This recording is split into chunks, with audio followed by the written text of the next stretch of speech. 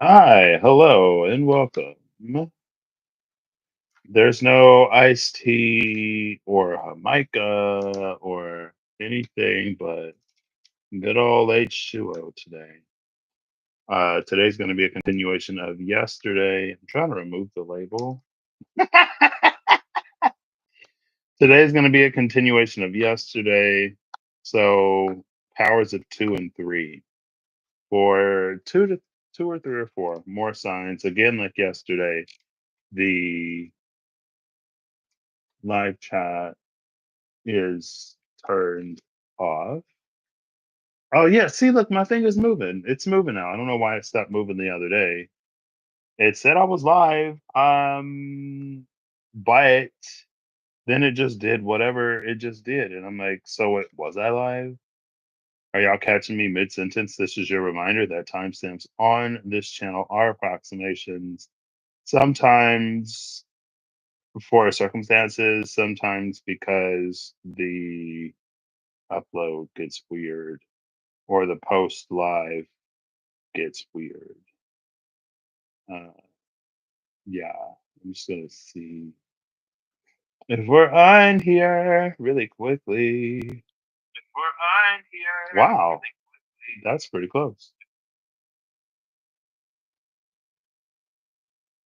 Hi, hello. Oh, it did catch me. Okay, that was weird. So, because it said it said you're live, and then like 10 seconds later, the timer said like one.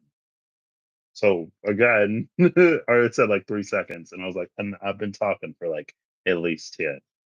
So again, this is your reminder. No timestamps are approximations. Anyway, so powers of two and three. So there are, I guess you could say two powers. Yeah, instead of like two decks. So there are four decks, and I don't know why we're doing the 4-3-2-1, whatever. But anyway, there are four decks that the base energy could come from or communicate itself through. There are three energies, one that is you, one that is divine, and one that is between you and the divine. There are two powers, the second power and the third power, and then there's one you or zodiac.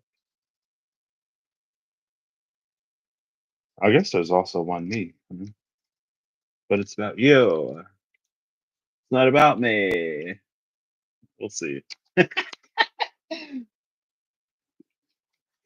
We'll see if I can make it not about me, right? Okay, so yesterday we did in order Aries, Virgo, Leo, and Scorpio. For some reason, my brain was like screaming Cancer, and I was like, we did not do Cancer yesterday, so don't know what that's on. We'll see if we do Cancer today. I'm using the dice. So I have a D4, a D8, and a D12. The D12 is for the zodiac sign in zodiac order. The D4 is for one of the four base decks, and the D8 is for the base number. So whatever I had, like, I shuffled the cards, the base four yesterday, and I left them in the same order. So whatever comes out on the D8, excuse me, that's going to be the number that we do powers on.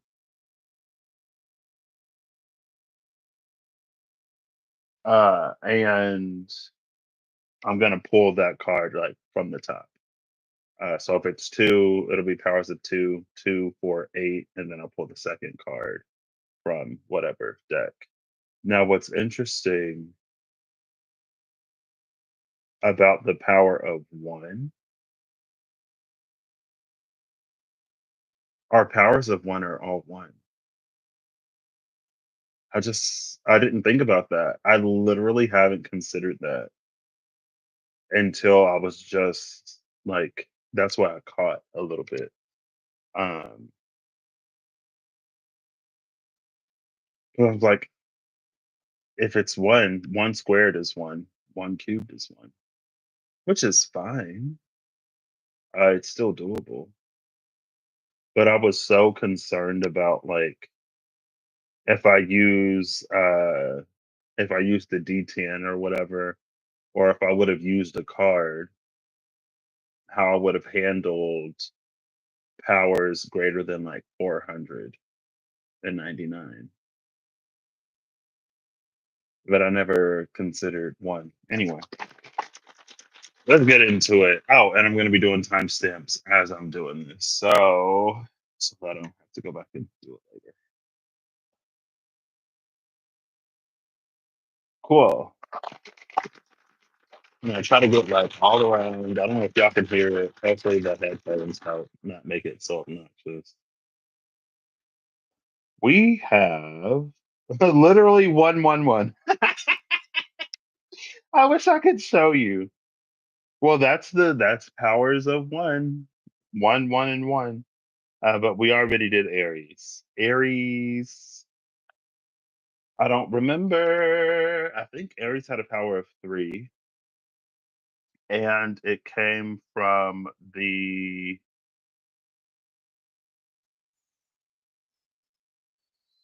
third deck.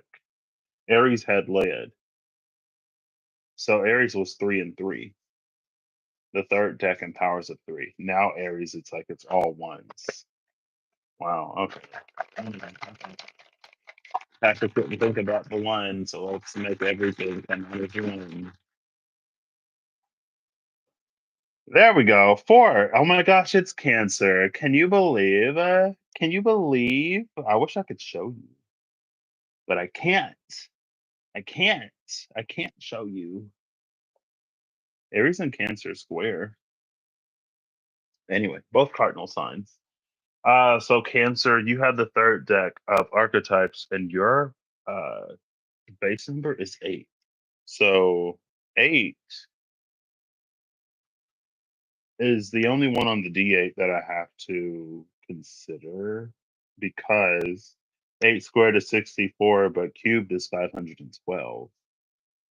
Now, the system, quote unquote, that I'm using only goes up to like 499, like I just said. So I don't know if I'm gonna do the 12 and 512 or if it's just like the whole thing. Sorry, I'm trying to pull up. Uh, Here we go. Just in case there's a deck dungeon challenge later, I wanted to pull it up so to have it ready. Okay, I don't know. I guess we'll cross that bridge when we get there. It's interesting to say we'll cross that bridge when we get there because oh my gosh, I didn't timestamp Cancer. Cancer.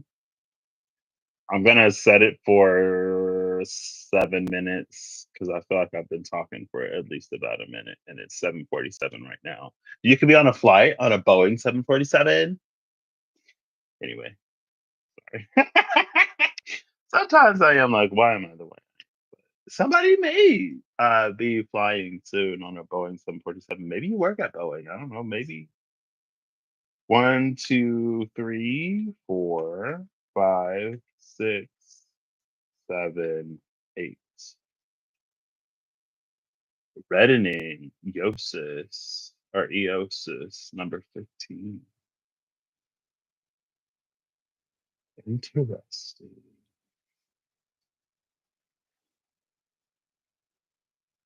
So yeah, I was saying that you could be like, oh, we'll cross that bridge when we get there. Or I was just like, we'll cross that bridge when we get there. And when we get there, it's like literally 2 minutes.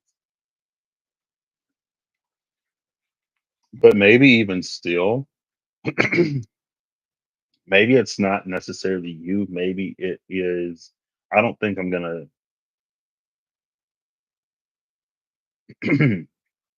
I don't think I'm gonna do the divine portion because at first I thought that we'll cross that bridge when we get there and like getting there in 2 minutes. At first I thought that was like you, but it also almost feels like it could be the divine. That's like maybe your intuition and discernment is leading you down a certain path and you are following it, but you have questions. Maybe you're nearing the end of what you've been guided to do. And so it's almost like with your cardinal modality, in order to maintain momentum or in order to keep going, you want to know what your next direction is before you complete the one that you're working on, like now or whatever. But it feels like the divine is like, you'll cross that bridge when you get there. And you're like, okay, but I'm almost there. Like I'm literally gonna be there in 2 minutes. You know what I mean? It is almost feeling like that. So because of that, because I could still do the 12 and not do the 500, maybe I will do it that way because that's how I do it. I think so. You just wouldn't know what the five is. The five is something that exists beyond the world. Now, yeah, no, we're not. So power of two is 64. 64 is the devil and the emperor. And it's interesting because 15 is right here. 15 is the number of the devil in the tarot. It's also given me like the Loshu magic square, which is giving me one of the archangels in the SKT. And the Spirit Keeper's Tarot, the kings are archangels, and they all have a variation of the Loshu magic square. The Loshu magic square is a square where you put the numbers 1 through 9 in, and each column and each row, the digits add up to 15. And that's basically the limit of what I know about the Loshu magic square. It's also interesting because 5 plus 1 plus 2 is 8. And so if you add up all the digits in the cube, you'll get the base number.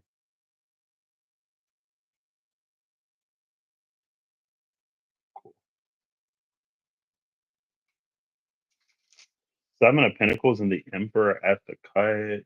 Now the Emperor and the Two of Cups. I'm gonna stop looking because the Emperor is one of the cards that is your significator. I guess I'm gonna shuffle it like that anyway. I was like, well, if it's at the bottom of the deck, like I don't want to know because I'm flipping from the top. So the way that I'm doing this is the card before the square is you. The card after the cube is the divine. The card after the square, the cards after the square and before the cube is like the space of you and the divine. You know, so that's those three energies, and they kind of read differently depending on the symbol. So anyway, I don't know. I'm pulling from the bottom. I'm pulling from the bottom. Okay. To make this go quicker, right off the bat, you have the devil in between the Eight of Swords and the Five of Pentacles. Oh wait, no, it's before and then the card and then after.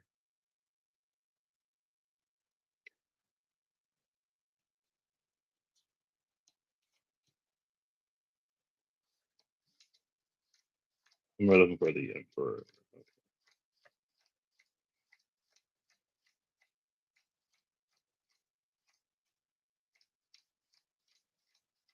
Oh, that's the Emperor right there. Almost. I technically passed that, but I only laid down the card after it, so I would have had to pull it anyway. The card before is the Ace of Cups. The card after is the Three of Cups. Before, okay, you have the Two of Cups and Death. Before and after the after. The Two of Cups in this deck in particular, for me, is a mirror because there's only one of each card in the deck, and sometimes, I guess, in some situations, uh, the same energy is present multiple times. Now, you can pull a different card and get the same energy, or from a singular card, you can tell when it's to be read in multiple areas, aspects. But in this deck in particular, the Two of Cups is a mirror for me.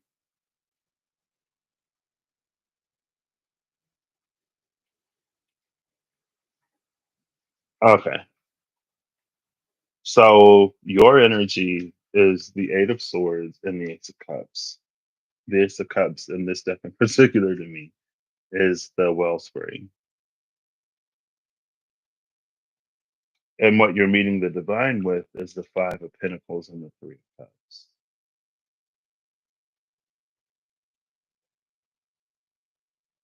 Uh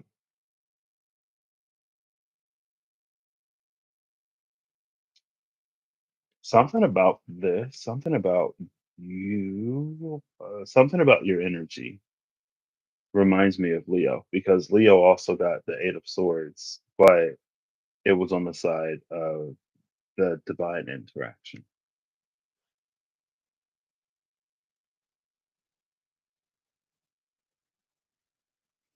But something about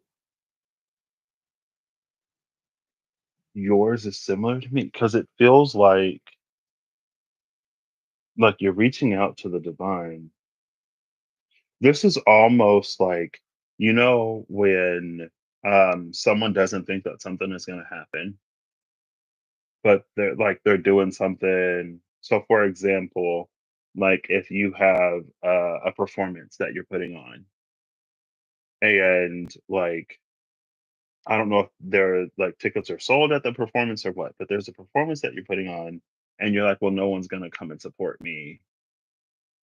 Like no one's gonna be in the seats. It's gonna be empty, whatever. And it's like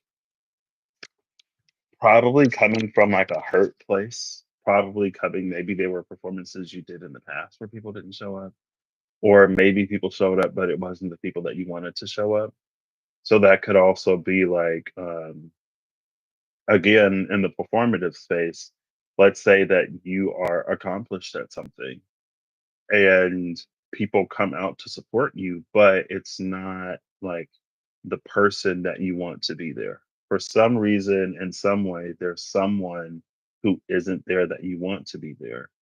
And it's almost like because they aren't there, it feels like no one is there, regardless of the fact that like every seat in the venue has a butt in it, and there are butts that don't even have seats because there are so many people. You know what I mean? Because it's like you're meeting the divine with this Five of Pentacles, Three of Cups, almost like misery loves company. And because your company loves misery,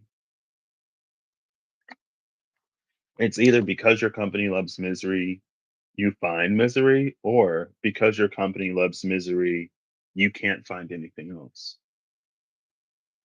or welcome anything else.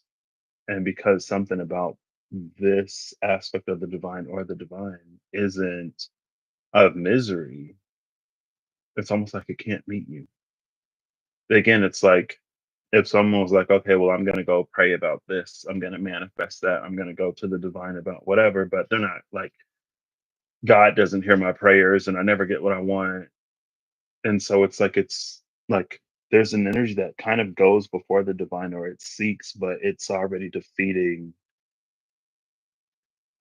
it speaks against what it wants. You know what I mean?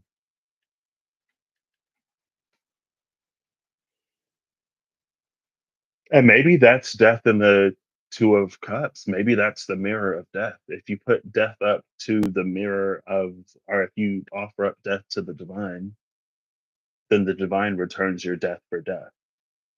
Meaning, like if you speak against it, life and death are in the power of the tongue. And you say, well, no one's going to show up, no one's going to support, this isn't going to happen, that's not going to happen. Because you speak that, it's honored. And it's like, well, that's what you said. Like, You got what you wanted. You got what you spoke. And conversely, if we say something but we don't believe it, or if we say one thing but our vibration, our heart radiates something differently, then just because you say one thing doesn't, like, you can say, like, oh, today's going to be a great day, but if you don't believe it's going to be a great day, it's like you're not going to have a great day, because the belief speaks louder than the words, especially when you go to the divine. Now, if you're talking to people, sometimes with people, they go purely off of the words that's said, and maybe there's no knowledge or attention paid to any underlying intention. And so, they're like, oh, you said whatever, I'll give it to you. But not even the divine. Like, if you're dealing with someone who's sensitive, or if you're in an arena of sensitive people, like empaths, whatever, that's what they pick up on. Because someone sensitive, empathic, someone whose intuition or discernment is turned on, their ears go beneath the words, and to the intention, to the energy, to the vibration. And so, regardless, it's like there's a misalignment, and what's honored is death. Death is returned for death. So, even if you say whatever, if you don't believe it, your belief is validated. So, in the case of the performance, you could say, again, like, let's say there have been performances in the past where that one special person didn't show up. And so, because they've never showed up, you don't believe that they will, but you want them to. And maybe they always say they do, maybe they never say they do, right? But you kind of hope they would be there anyway. And they're like, well, I told you I had something else going on. Like, I told you I wouldn't be able to be there. You're like, yeah, but I thought maybe. I'm a Pisces, you're a Cancer, we're both water signs. I don't know if you're deluded like me. But it's like, yeah, like, I know you said you were busy or whatever, but I kind of hope that you would, like, show up, that you would be there, that you'd surprise me. I don't know, that I to you. But, like, let's say you're like, oh yeah, like, you're trying to hype yourself up. You're trying to, like, well, if I speak it, then it's gonna happen. So they're gonna be there. They're gonna be there. But in truth, you don't believe it, and they're not there. It's almost like if the first thing out of your mouth is slash would be, I knew that that wasn't gonna happen, then that's the truth. Regardless of whatever you try to put onto it, if the first thought, if the first thing out of your mouth is, I knew that wasn't gonna work out, I knew that wasn't gonna happen, then that's what you believe, regardless of what you said. But anyway, um, I'm gonna read reddening, and then we will see. Now I don't think I'm gonna pull. I know I've, like, flip flopped back and forth. I don't think I'm gonna do it. Life force, Kundalini, and blood. Emphasis on the life force because of death. The reddening indicates a full expression of the work. Everything is alive. The heart pumps, the cells celebrate, and blood sings its way through the body. What was dormant has been awakened. What was once considered base is now noble. Aches and pains are integrated, shadows are acknowledged and interwoven. When the reddening card appears, it signifies health, power, a climaxing of the work, a coalescing of what has been learned. The laboratory is no longer separate from the alchemist or from the work, but the three are now one. What occurs in the body is reflected in the world and vice versa. Through the process of reddening, we move out of the head and into the physical body. More specifically, we reach the heart. It is there the alchemist finds the sacred ingredients of power and kindness. And that's kind of what I was getting to with, like, it doesn't matter what you, like, say. What matters is, like, what you believe, because it's about the heart. And it's something like your own words It's like your words can't reach your own heart type of energy. Uh, and again, I don't know if it's because Cancer and Leo are ruled by one celestial body and they don't even oppose each other, right? Like Leo doesn't sit on the side of the zodiac wheel as Cancer. So it's not like you have like the sun opposing the moon. You have Saturn opposing both of them. The Saturn of Capricorn opposes Cancer. The Saturn of Aquarius opposes Leo. And so it's almost like without, it's not without another person. There's something about not, at least astrologically, having another sign that you can use for perspective. Like, let's say it's Aries, right? With the 111. It's almost like Aries has Scorpio, the feminine side of Mars, to it's like it's a way that Aries can astrologically through the same planet of rulership, Mars, it can like get a different perspective. Aries can slip into Scorpio to see something in a different way, to go deeper and to find something that can be used as the spark for the ignition of whatever they're trying to cardinal out into the world. If it's not like immediately available, right? Just like how with Taurus, sometimes sister of Taurus is Libra. It's like Taurus can slip into Libra to evaluate, to do pros, cons, checks, and balances when it comes to like whether or not Taurus is investing, devoting time, energy, and effort. Because it's like when the cow is the bull, you get a lot of momentum. But when the cow is out grazing in the grass, you can't get it to move. But that decision of like, do I move or not? It's like Taurus slips into Libra and balances the scales. But again, with Cancer being ruled by the moon and Leo being ruled by the sun, there isn't necessarily that other perspective. And maybe a lack of, but I would say in the same example, and again, with the Ace of Cups, with the Eight of Swords, as part of this Ace of Cups, it feels like something is there. Like you already have a counterexample. Again, like you think nobody will show up for you because one specific person doesn't, but there are so many others that do. And it's almost like if your eyes could open to the fact that there are other presences there, then your heart could begin to heal in some kind of way. And your heart could begin to heal enough that, like, what your heart is putting out into the world, what your heart is offering to the divine, instead of like offering death and just like an expectation of disappointment, you could offer something that's that you actually want, right?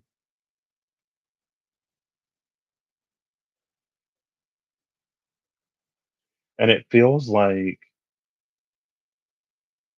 because like the shadow integration of reddening is interesting because it almost feels like the shadow integration again it's like it's an understanding of that disappointment or it's an acceptance of that disappointment rather than it being like I understand that I feel this way because this has happened, but I want something different. I want something new. So we're going to work towards positioning ourselves to witness, see, experience, receive something different. In it. It's almost like, and it's very gray. I don't know if there's a fine line or a thick line of like shadow healing versus shadow integration. Because it I don't know, it almost feels like you like just literally integrate the shadow. Meaning, like, let's say there's a kitten or whatever, and it's hurt. Like, you don't seek medical attention. You don't seek to make the kitten any better. You just like bring it into your home and like feed it. And it's like, yeah, now it has a full belly. It's not going to starve, but the kitten is still hurt. It's still hurting.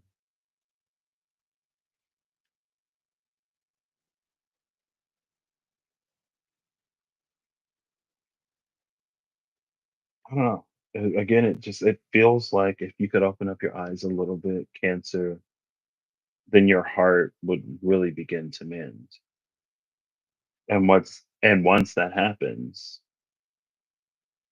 like things could really blossom and grow. And it's almost like until that happens, um, until that happens, you almost resist the very things that you want, or you make yourself inaccessible to those things.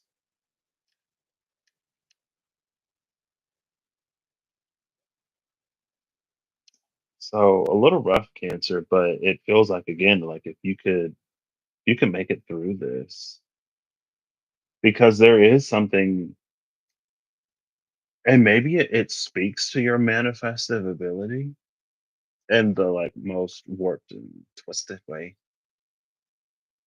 because it feels like you're like very powerful and very connected, but you use it in a way that works against you. And it feels like your cardinal modality is a lot faster than your watery elemental nature. It's like it's your modality is quicker than your nature can like account for.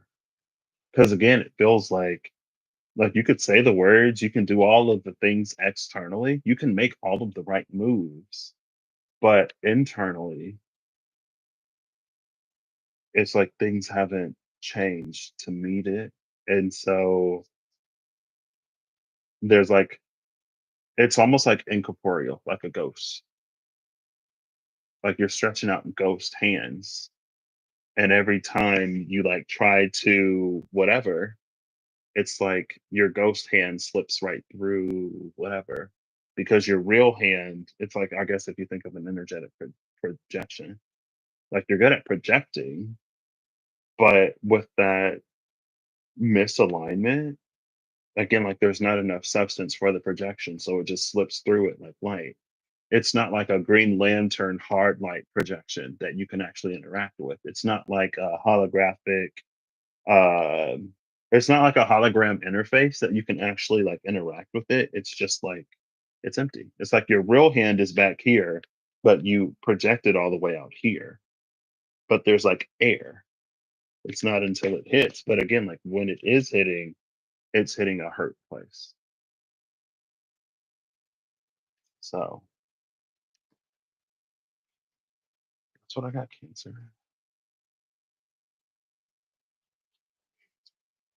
I hope you are. I don't know, I feel like when things are a little weird, not weird, when things are a little rough, it like trying to transition out of it feels a little weird. But again, it feels like if you can open your eyes, your heart will begin to mend. The tower and the moon. It could be associated with loss because it's almost like there were three trees in the moon card, but one of them got struck. And when it comes to grief, we just have to allow ourselves the appropriate time of grieving. And I use the word appropriate because it's to give ourselves enough time to grieve, but also at the same time to not be stuck in the grief. Some like when we are done grieving, we have to move on. And maybe you're stuck in grief and the moving on is difficult, but it's like the support is there when you're ready. In that case, the support is there when you're ready. And when you're ready to step out, like you will not fall. There are plenty who are there to catch you. So, there you go, Cancer.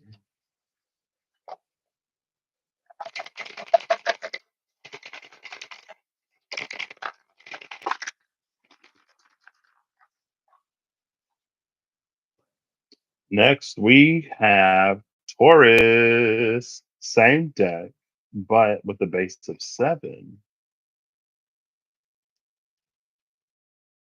Oh, don't forget the times. But like in stream. Oh, I could have did 35 for Taurus. I'm gonna do it. 35, 35 for you, Taurus. Because I can. The time was there. All right, Taurus. So you have the third deck, the deck of alchemy. Your base is 7.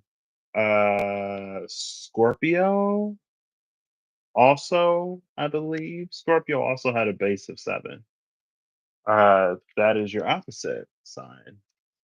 So 749 and 343, I'm pretty sure. Also, this like never, it's fine. I can pull it up if that comes up. Go to the calculator. 7 times, oops, I keep forgetting to clear it. 49, 343. Yep. All right, Taurus. So of the base 4, you have the water gnome alchemy. Or of the 4, yeah. Of the base 4, you have the water gnome alchemy, and your number is 7. So 1, 2, 3, 4, 7. You have Ouroboros, the great serpent, number 45.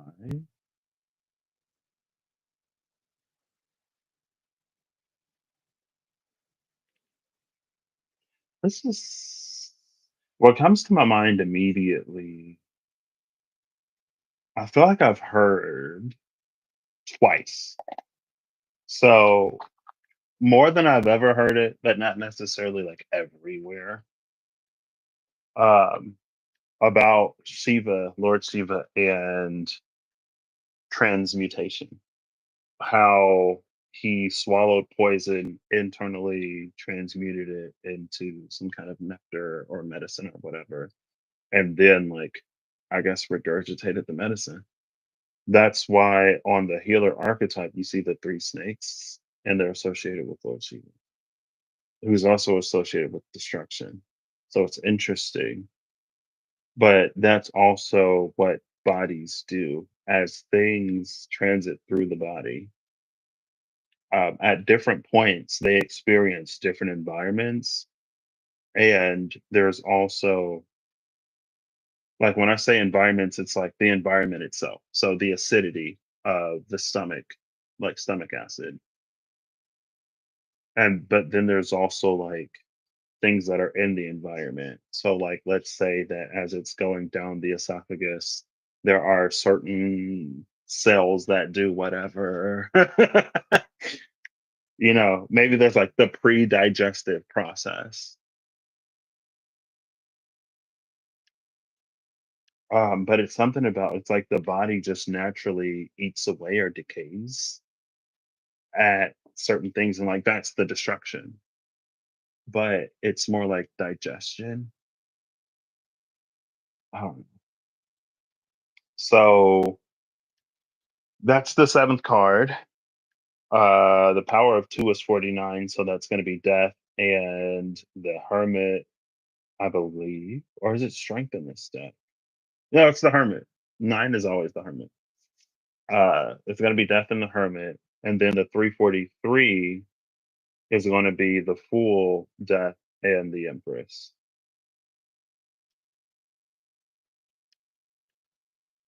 I kind of, I don't know. I feel I'm starting with the 343, starting with the divine side of things, rather than starting with the cube rather than the square. Usually, I go for the square.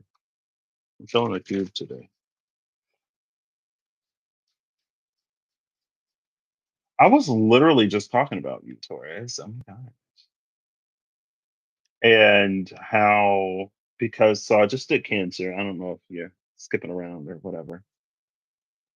I just did Cancer, and Cancer and Leo had a similar energy in almost being limited in their vision. Sometimes, I guess, in both times, it comes from a place of like self-preservation. It's like a defense mechanism. Um,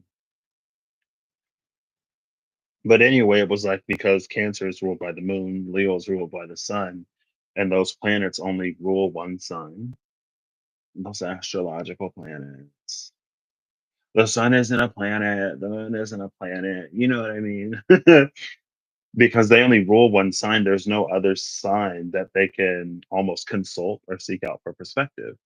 And with you, Taurus, I was like, Taurus can either be the bull that is charging, getting stuff done, or Taurus is the cow in the pasture that's like moving at its own pace. And it's almost like Taurus can slip into Libra to judge, evaluate, weigh out, okay, is this something that I'm going to invest in?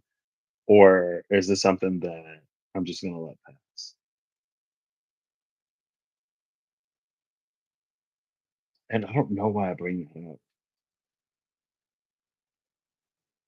I don't know, maybe justice and the Six of Pentacles, or like the Queen of Swords, like a pre-justice energy will come out. I don't know, I'm not sure. Three of Swords at the bottom of the deck, which is Saturn and Libra. Saturn opposes both the sun and the moon astrologically.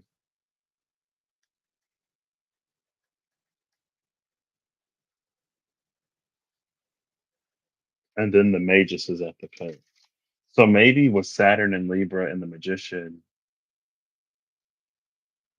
it's like knowing, it's almost like it's using just enough of Libran energy, but not too much because you're not Libra, you're Taurus.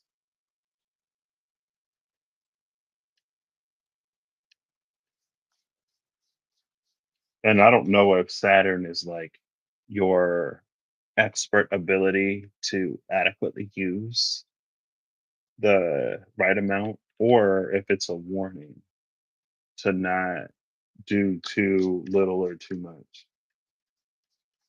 All right.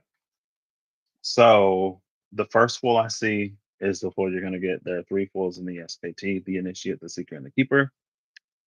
And then we're also going to look for Death and the Empress. The Empress, that's the 343. Just like Cancer had the Boeing 747, 343, I believe, are the ones that do like Halo. So maybe you're a gamer. Maybe you're in a Destiny. I think that's Bungie. Destiny is Bungie, but I thought 343 like studios. Let's see. Did 343 take over Halo? Yeah, 343 took over Halo. Halo was originally under Bungie. Bungie went to Destiny. So it's almost like 343 stepped up when someone else stepped out. Bungie stepped out, 343 stepped up. And however you feel about 343 Halo games, Taurus, if you have any opinions or feelings about 343 Halo games, I'm not into Halo. I was my brother's spawn point for a little bit on maybe Halo 4 or 5, because I was like, I'm not great. I'm better at like RPGs. I'm better at FPS games now. But back then, with my eyes, I was trash. And he was like, just stay there. So if I die, like I got a spawn point. I was like, okay, well, that I can do.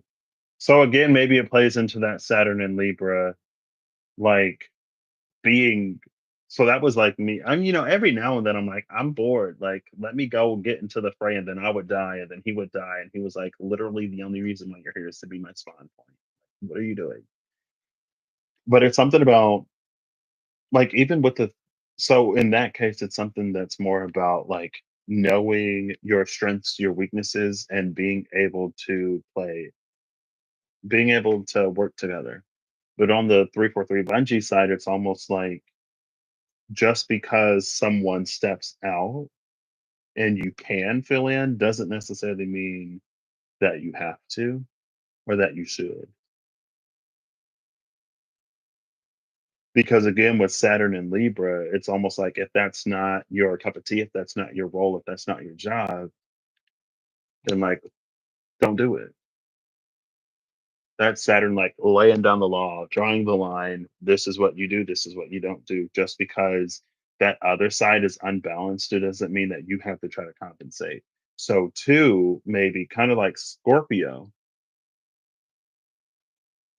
in terms of like, let's say that you are at a certain point or position in your life where you're seeking something in your life.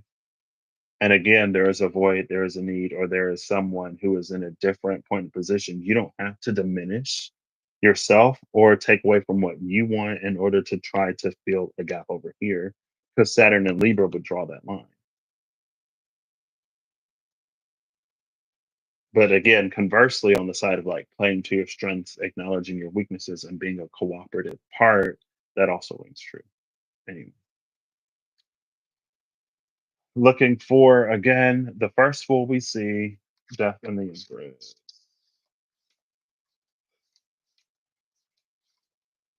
The initiate. Scorpio had the initiate too. Before the initiate is the wish granted. Scorpio had the wish granted before the initiate too. Oh my gosh. And then after the initiate is the seeker. After the seeker is the empress.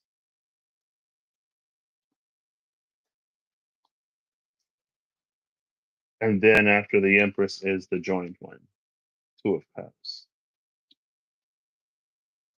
So that's what's interesting is I'm looking for three signifiers, clarifiers for you. And there are three from the divine, from the cube. There are three,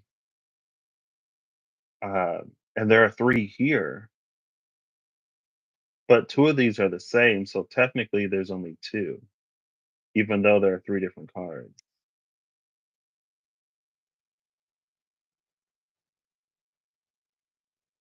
I don't know how to read that. So now we're just looking for death, the Reaper.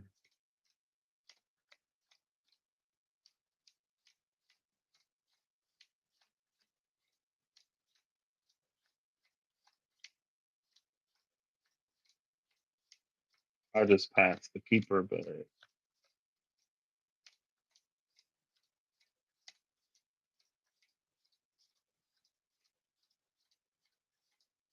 there it is. The Reaper is in between Holy Water and the Healer. Or also had the Healer on the outside.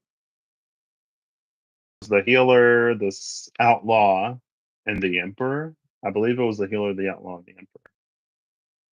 So on the same side, something about that Taurus Scorpio axis. I don't know before and then after. I don't know if it's like again, there's something about node sextiling. I don't know. And so it's like as we're coming into a Pisces Virgo. That's interesting because Taurus sextiles Pisces, but it trines Virgo. The North Node is going to be in Pisces, the South Node is going to be in Virgo. So it's like there are going to be opportunities to do things that are progressive, or there are going to be opportunities to align with progressive energy. But a seamless ability to like do the opposite.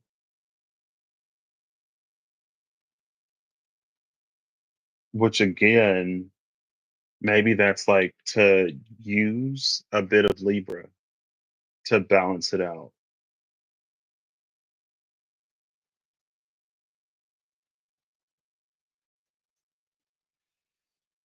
Interesting. Gifts of the spirit with Abyssus, Abyssum, and Wokat. The depths of you call to the depths of me. Oh, look. And there are like two holy grails that are being filled from the snake. You see the snakes? And then you have the Ouroboros. Oh my gosh. So it's like two Ouroboros that are entwined.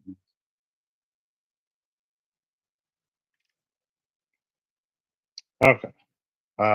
So that's this. At the cut, you have the Archangel of Glory and the Holy See, Angel of Art and Grace, and Master of the Arcanes.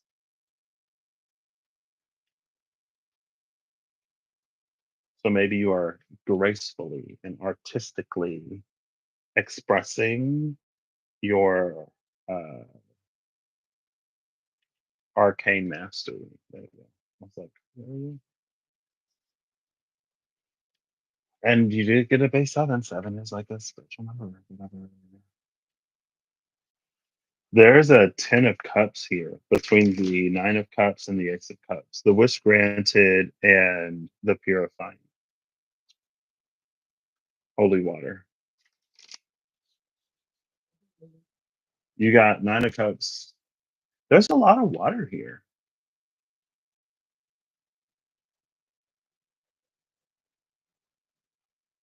We'll get there when we get there. Let's go to the square. So for the square, we're going to be looking before and after death and the hermit. Cool. I guess I'm not going to cut it. 10 of swords at the bottom of the deck with the 3 of wands and the daughter of.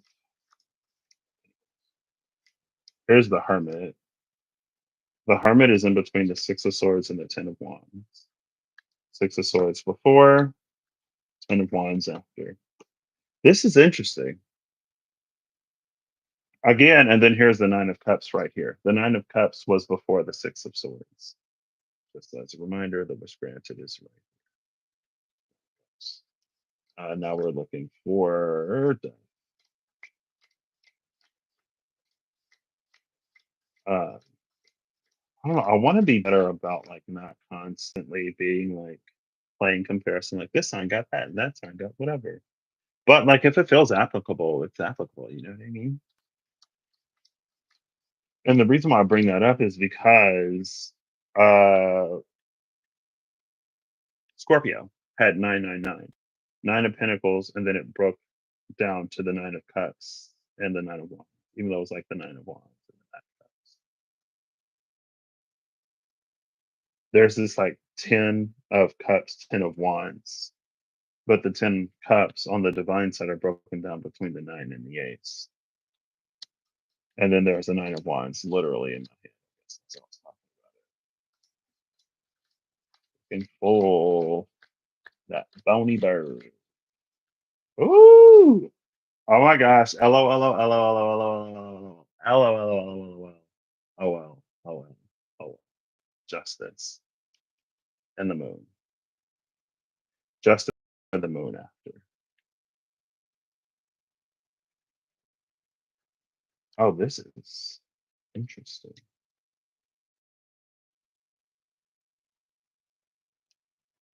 You have the 7 and the 8 of Wands before the before and after the after.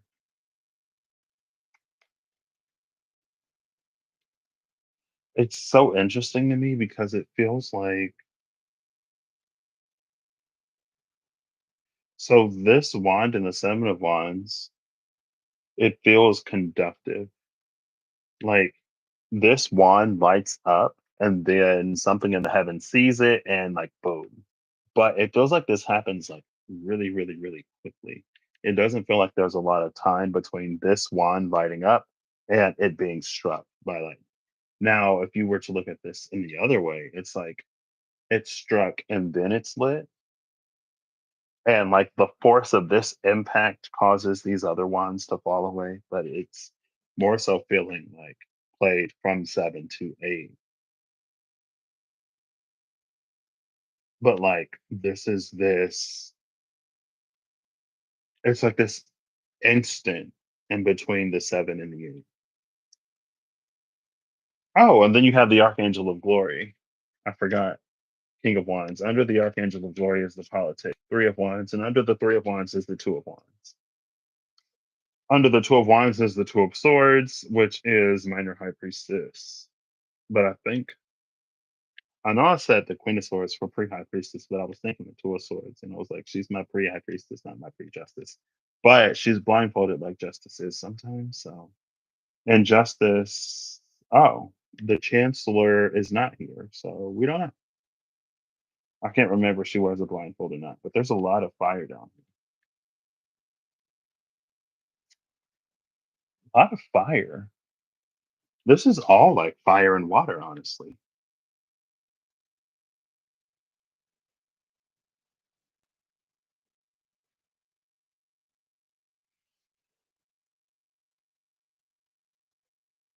Okay, so Taurus,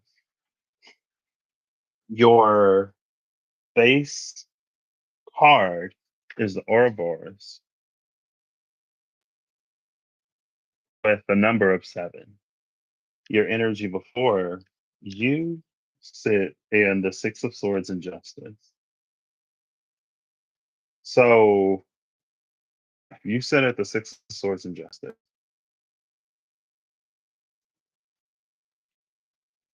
The divine sits at the Two of Cups and the healer, the joined one and the healer.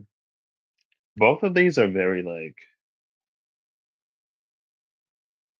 and in between you is the Ten of Wands, the Moon, Nine of Cups, and the Ace of Cups.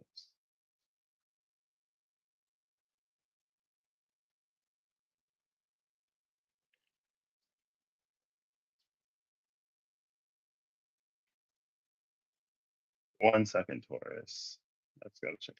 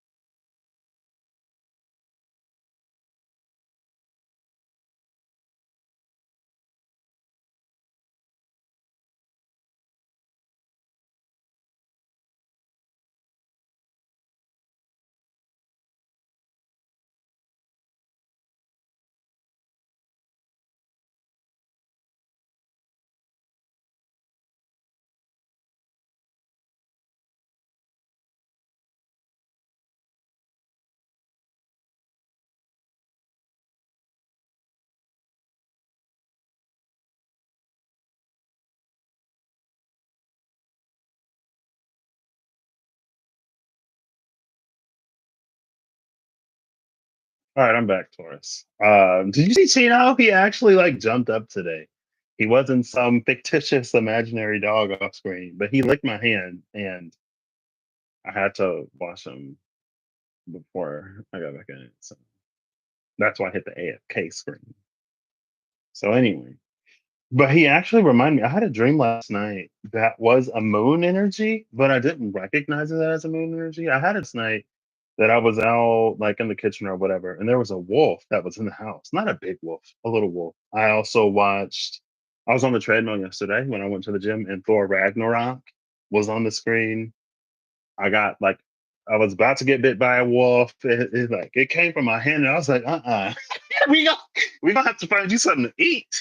I don't mind if you in the house, but I can't have you in the house hungry because you're not gonna be eating me. That's not gonna happen. And then I was in this room, and the door was open, so I was like, oh man, like I gotta hurry up and close the door before Chino comes out because I don't know what they're gonna do. And I was coming to close the door, and Chino like slipped out of the door. Everything was fine. I got Chino back into the room. I closed the door, and then I fed the wolf. Um, but the dog and the wolf is the moon, and I literally, because I was thinking more Tyr and s- what's his name? Not Scold, because Scold is with Hati. Oops. I can like, why am I struggling? Skull. Skull is with Hati. What's his name? Who bit Tyr?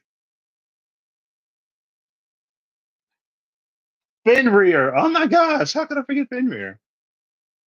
But my brain was saying like Scold. I think Scold is that a Norn?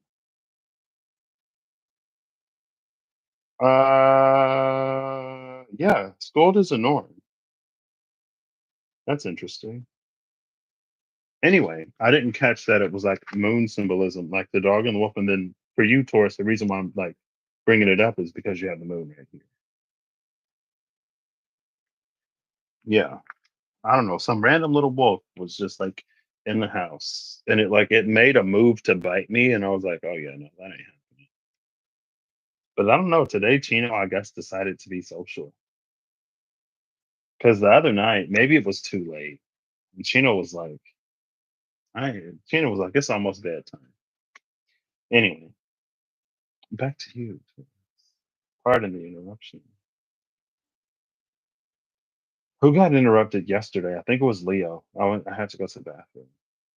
I had to potty. I drank a lot of liquids. Anyway, your energy is interesting. So you have the Six of Swords and Justice, but in Justice they have this sword. I guess you could also say this is not Skull and Hati. I mean, I guess you could say it's Skull and Hati. Skull and Hati are the wolves that chase the moon and the sun. Um, Now that's a solar eclipse, but we just had a lunar eclipse. There is a wolf that chases the moon, not just the one who swallows the sun. I believe. I'm pretty sure one of them chases the moon. That's the working knowledge I'm going with right now. Sometimes the divine uses us as we are. So sometimes we got to Google and we get that clarification. Sometimes our knowledge, what we already know, is used to communicate something in a way. And right now, it's communicating something in a way. And I believe Ragnarok was foretold by the wolf that chases the sun, swallowing the sun. But again, it's like there's also a wolf that chases the moon. Anyway, that's the wolf and the dog. Uh, Justice. The dog is like the wolf is wild, the dog is domesticated, and maybe again that plays. I don't know. There's a duality of Taurus that's like coming up, and it's like Taurus uses Libra appropriately to maneuver itself. In this deck in particular, the Seven of Swords is my card of birthright. There's a fox that sleeps on the seventh sword. When we fulfill whatever conditions, it reveals that seventh sword and we get our birthright. Six plus the ace is seven, but this seventh sword is like it's justice and they're both looking at you. So again, it is almost like Taurus is tapping into this is interesting though, because for Scorpio, there's a sort of completion and recognition from slash by the divine that is like Scorpio, but Scorpio's was like almost post transformation. Like Scorpio had somehow woken up on the other side of the veil, took the coin out of its mouth, and it was like this angel or whatever. But with Taurus, it's like this in between the Seven of Wands and Eight of Wands. It's like there's this instant before this instantaneous action. And so it's like it's mid transition, but the transition externally outside of Kairos mythic time, and I would look for Kairos if this was any ordinary, regular, whatever, but I can't disturb the deck that no one has chosen so far, and we're halfway through the zodiac. But maybe the last six will all roll twos. I don't know. I want to mess it up anyway. Kairos mythic time is when something feels like it takes longer than it actually takes. If you look at the clock, it's been 30 seconds, but that 30 seconds felt like 5 minutes because of whatever situation you're in. Or if you look at the clock, it's been 5 hours, but it feels like it's only been like 20 minutes. It's the like a felt time dilation, I guess, when time doesn't feel like its passage. And so this instant between when the Seven of Wands lights up and when it's like struck by the heavens and that Eight of Wands, this instant can feel like however long it feels like. So it's interesting to me that on your side, like you are claiming, maybe in the process of claiming your birthright, with justice looking at you and presenting the seventh sword. Also, Bifrost Bridge, Rainbow Bridge, since we're talking of the North. And then on the other side, it's interesting because you have this abyssus abyssum and Wokot, Two of Cups, the depths of you call to the depths of me, but the healer is pouring out both cups. And I caught that and I was like, what is this? And I was like, we'll get there when we get there.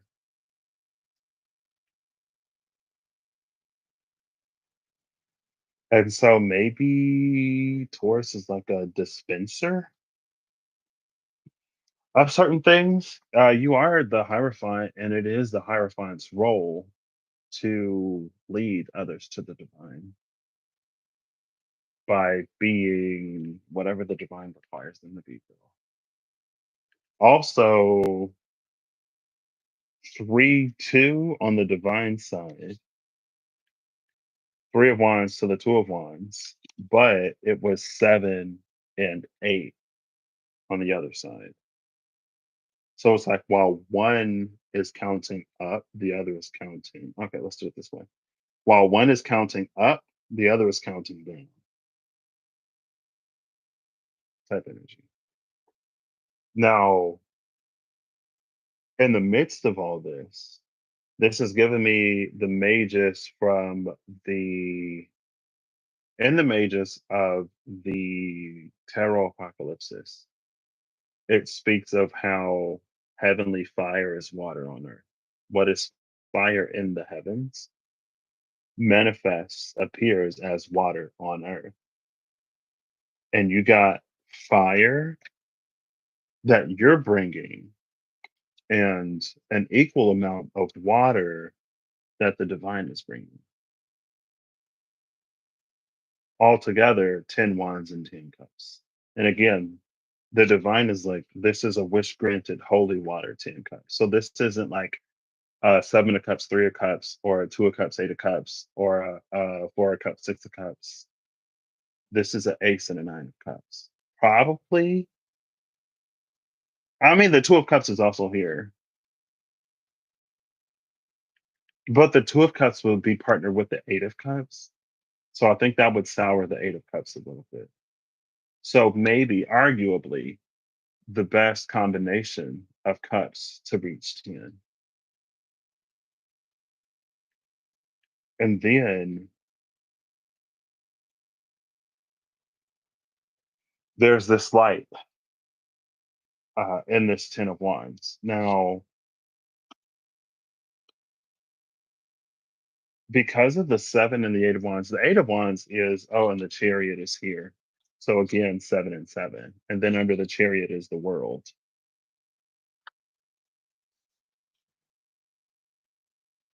Under the world is the Ace of Pentacles, which is, and then under the Ace of Pentacles is a Hierophant, which is you. Anyway, I ain't necessarily go this deep in everyone else's. The Eight of Wands is somewhere there. It's like your illumination is what allows you to be seen in this dense whatever, and that's how like the bolt of lightning comes in. So again, like this is the captured instant,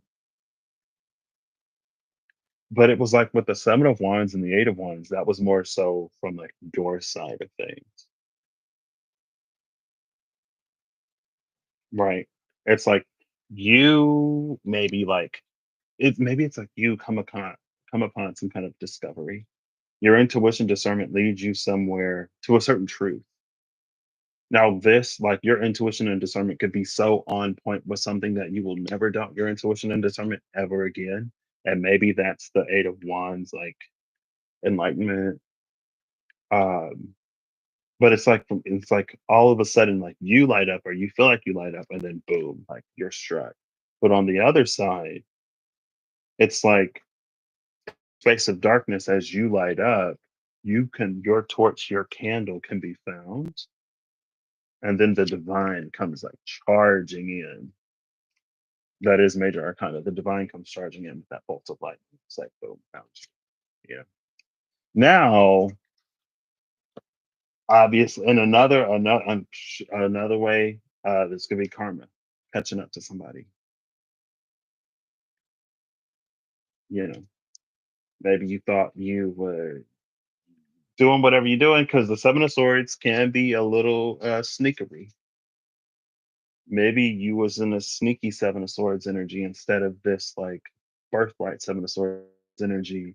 And maybe a minute under the cup moon, you were doing like pretty well. Maybe you thought you got away with it, but something somewhere next to it lit things up. And then it's like all of a sudden, boom, boom, boom, boom, boom.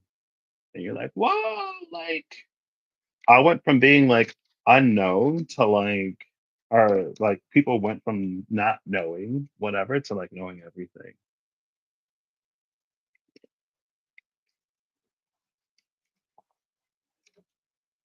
So anyway,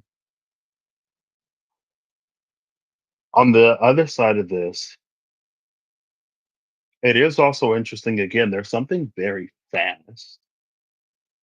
I don't know if the energy itself is fast or if it's just because like it's almost like this is a snapshot right as something is happening slash right as it's about to happen.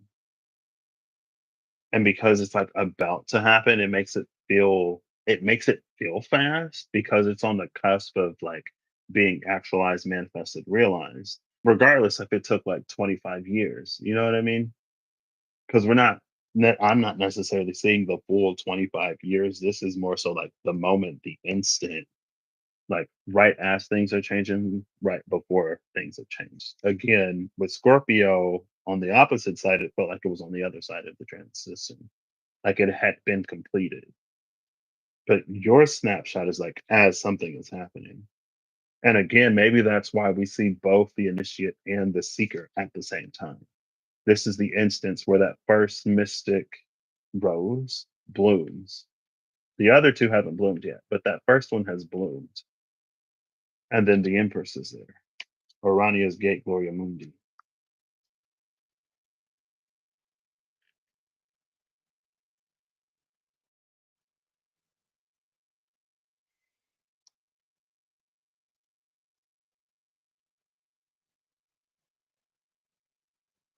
Cool. Let's read the Ouroboros, number 45. think you're only the second sign of Sagittarius. Ouroboros, the great serpent, the tail eater, the guardian, and the quantum realm. The Ouroboros is the all-encompassing glyph of the alchemical process. The hungry snake bends itself around you in a gesture of protection and guardianship, giving you the space and safety to participate in the work. Anything and everything can be offered into its mouth for transformation. Good, bad, blasphemous, or precious, the materials of our life transmutate into gems along the great serpent's spine. Along with your woes, the Ouroboros engulfs every pair of opposites. What is masculine becomes feminine. What is sky becomes earth. What is past becomes future. When this card appears, you have entered the quantum realm. Everything is a possibility. No one knows the limits of the Ouroboros. Just when you fell into thinking that your life was straightening out, the snake, the snake takes you once again into its gaping mouth for an entirely new trajectory. Interesting. What obviously, not obviously, but what immediately catches my attention is the Ouroboros engulfs every pair of opposites. Because I've because of like the Taurus Scorpio opposition and how similar but different. Hello? Hello? it just said I was offline. With Taurus and Libra being opposite sides of Venus. Your opposite, like through planetary rulership and zodiacal placements, are both so present in your energy. But again, with Saturn here, with Saturn and Libra, with the Saturn and Libra of the Three of Swords, it was like to not be so wrapped up in the engulfing of opposites and the consolidation, maybe, or how similar things could be that you lose yourself. And now I got to see if I'm still alive because, sometimes after, okay, we're back. Because there was a hot minute where if it popped up, you're offline, it would act like it was live as normal, but it wouldn't be. So now I gotta check. I was like, man, Taurus just shut it down.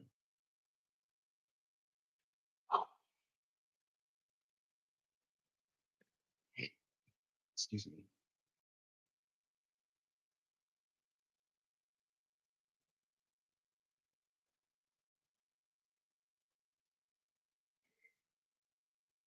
And also, we have like the cups that are being filled and the cups that are being emptied, right?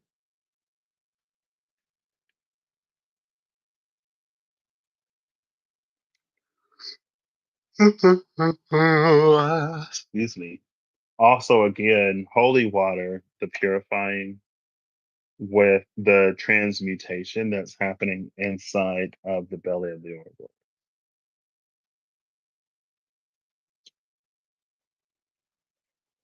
What's interesting about the Ouroboros is I was saying that going to be sextiling the north node but trining the south node. With the Ouroboros being the snake that's eating its own tail, it's almost like a anti Rahu Ketu, anti North Node, more so anti Rahu Ketu energy or a consolidated Rahu Ketu. Because with Rahu and Ketu, it's like the head of the dragon is separate from the body or the tail. And so they're almost like moving in two completely different directions or whatever. And there's a warning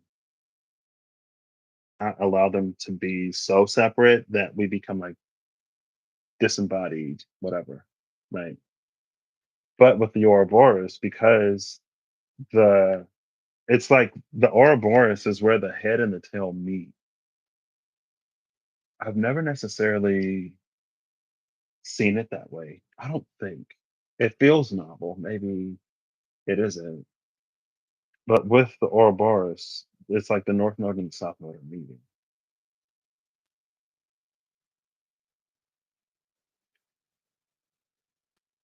Now, whatever is happening between the Ten of Wands and the Ten of Cups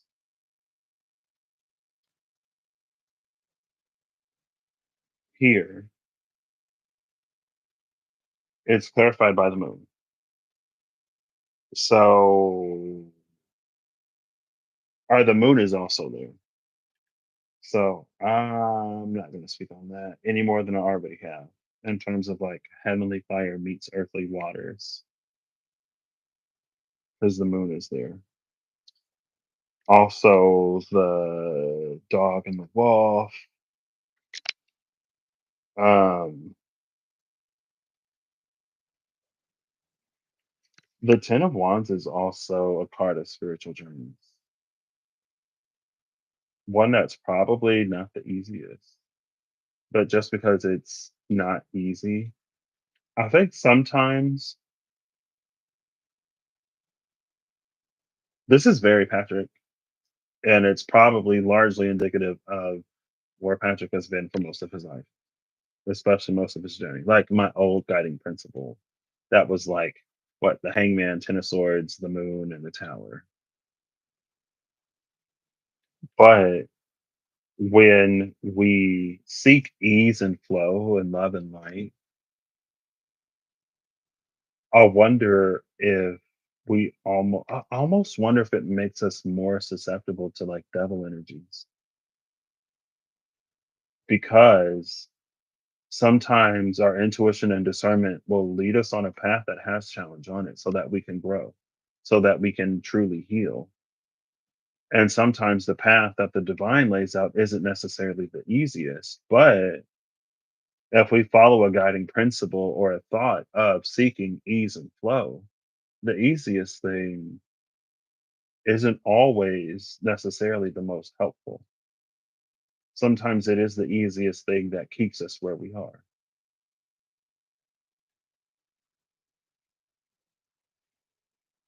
And again, I say that because of the Ten of Wands. Like maybe it's not necessarily intended to be an easy journey. But just because it's not intended to be an easy journey doesn't mean that it's impossible. And it doesn't mean that it's not your journey to take. No one knows why we go through what we go through. We can live more life and have more experiences and arrive at conclusions based on how things turned out or how things could have turned out. Uh,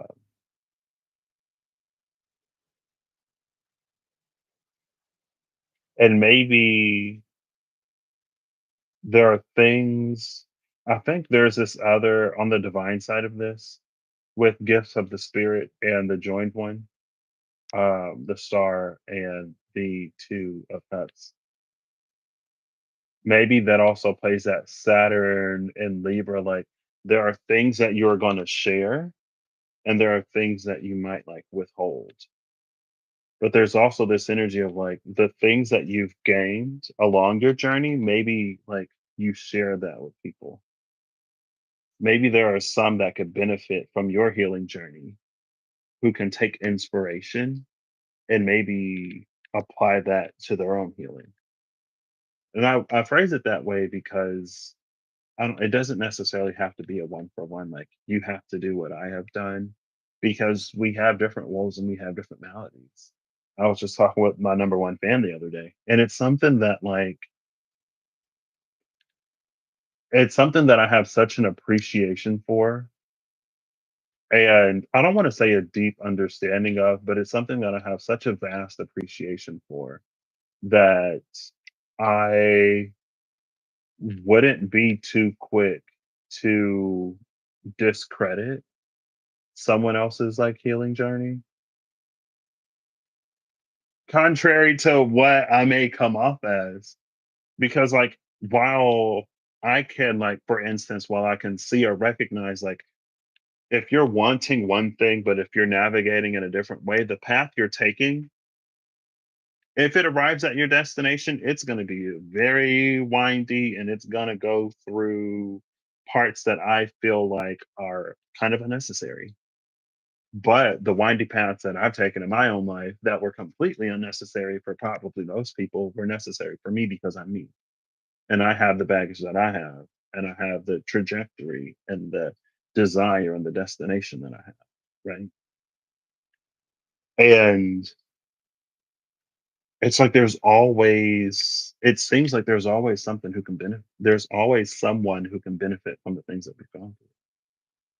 And so even if something comes off as like a projection of like hurt or pain or whatever, I'm still able to recognize and appreciate the impact that we can have, anyone can have in those states and in those spaces.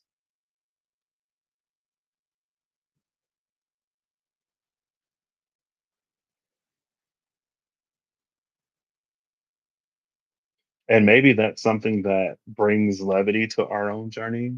I don't know.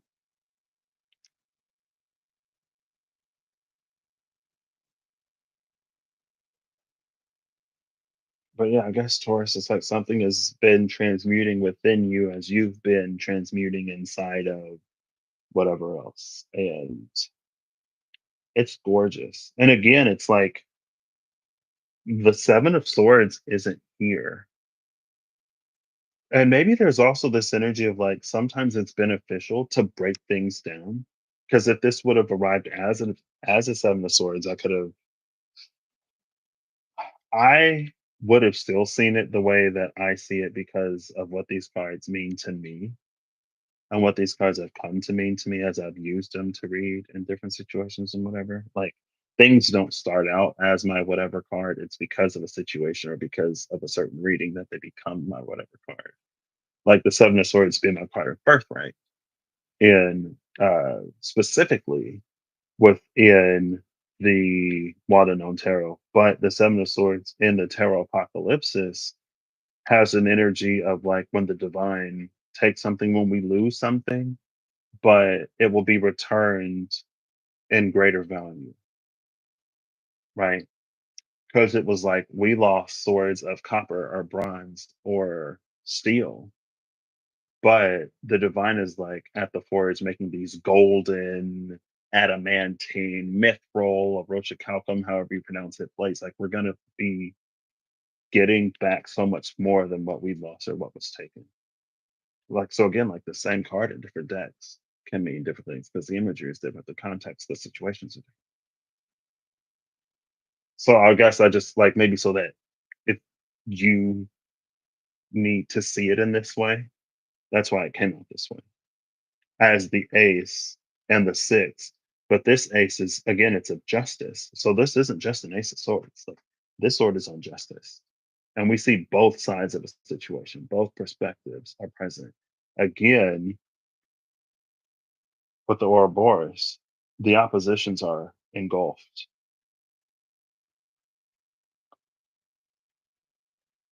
So like this is the moment of someone like attaining or reaching something where that birthright is sort of given to them, where they come into what it is for them to do. But on the other side, again, it's like 2 cups filled, 2 cups poured, immediately going from the initiate to the seeker.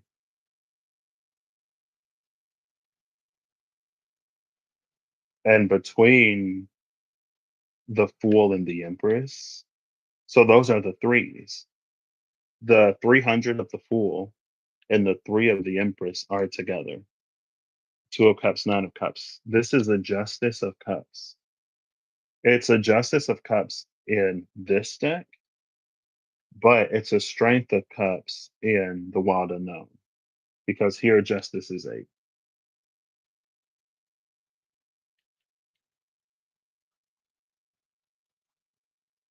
And then the 4, the 40 of Death is the Healer and Ace of Chalices, the Purifying.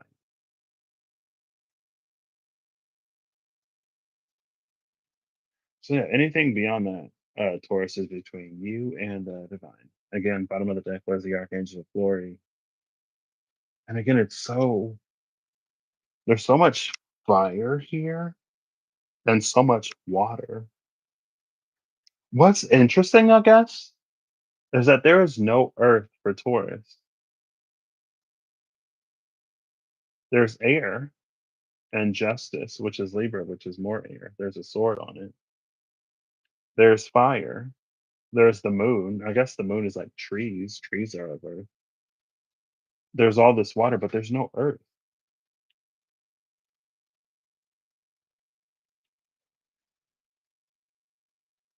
And maybe there's no earth that appears as earth for Taurus. But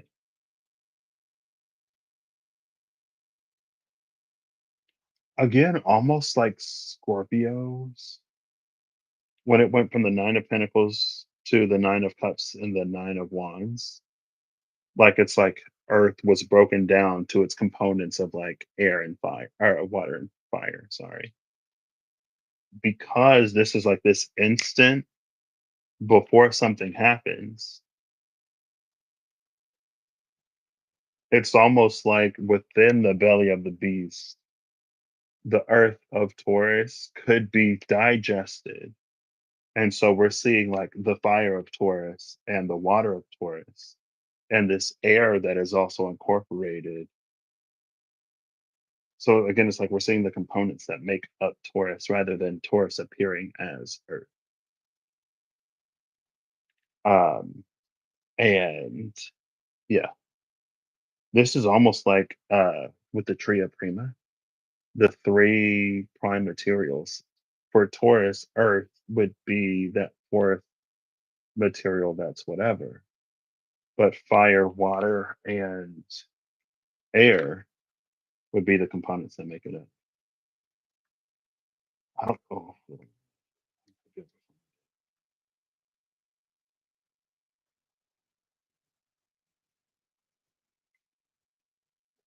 It was a drawing.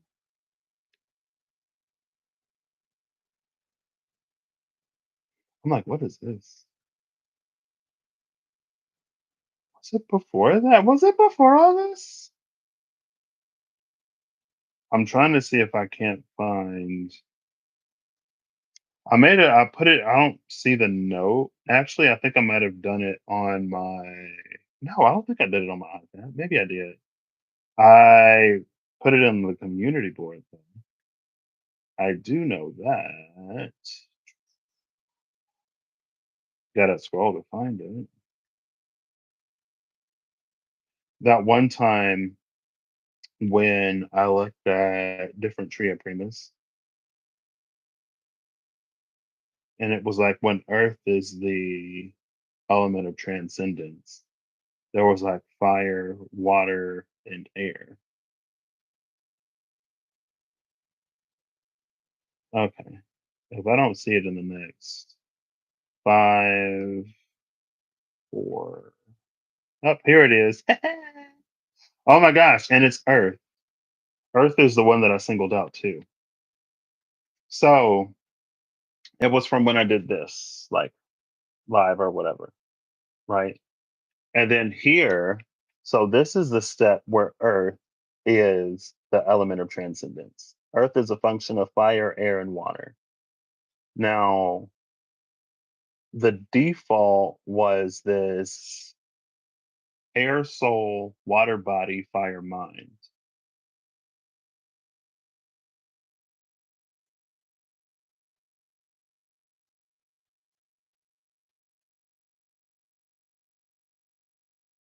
Air, soul, fire, body, water, mind.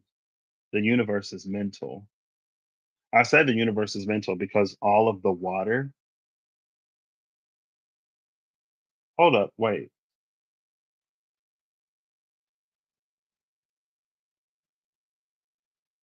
It's a fire mind, a water body. So the water is on like the divine, the cubed side, the more divine side.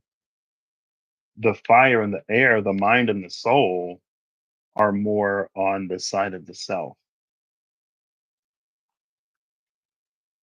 And maybe that's another thing that has caused this to like light up.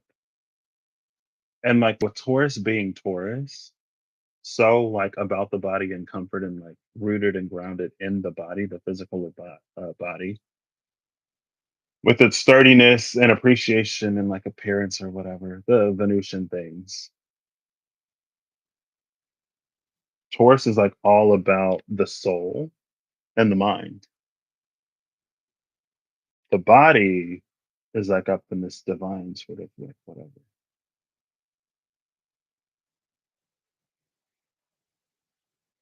So that would be, for example, it would be, for example, like your faith in something, like your faith, not faith, the actualization of your faith, the rewarding of your faith, the things of the physical you leave to the divine, and you focus more on like again the soul and the mind because you're so focused on the soul and the mind, or because you put your power behind the soul and the mind. It makes things in the physical so much easier to sort of like manifest. Anyway, that was like literally an hour's worth. And I did like go to the bathroom and pet Chino. That was Chino, by the way. I just saw the first three cards I put away. It revealed the Hierophant, the Ten of Pentacles, and the Emperor. Um, the Holy See, the Dynasty, and the Emperor. There's the Mason, Three of Pentacles, and Stronghold of the Veil, Page of Pentacles. The Page and the Three of Pentacles is the Four of Pentacles, which is the Conservator in this deck, and the Conservator is the protector of something.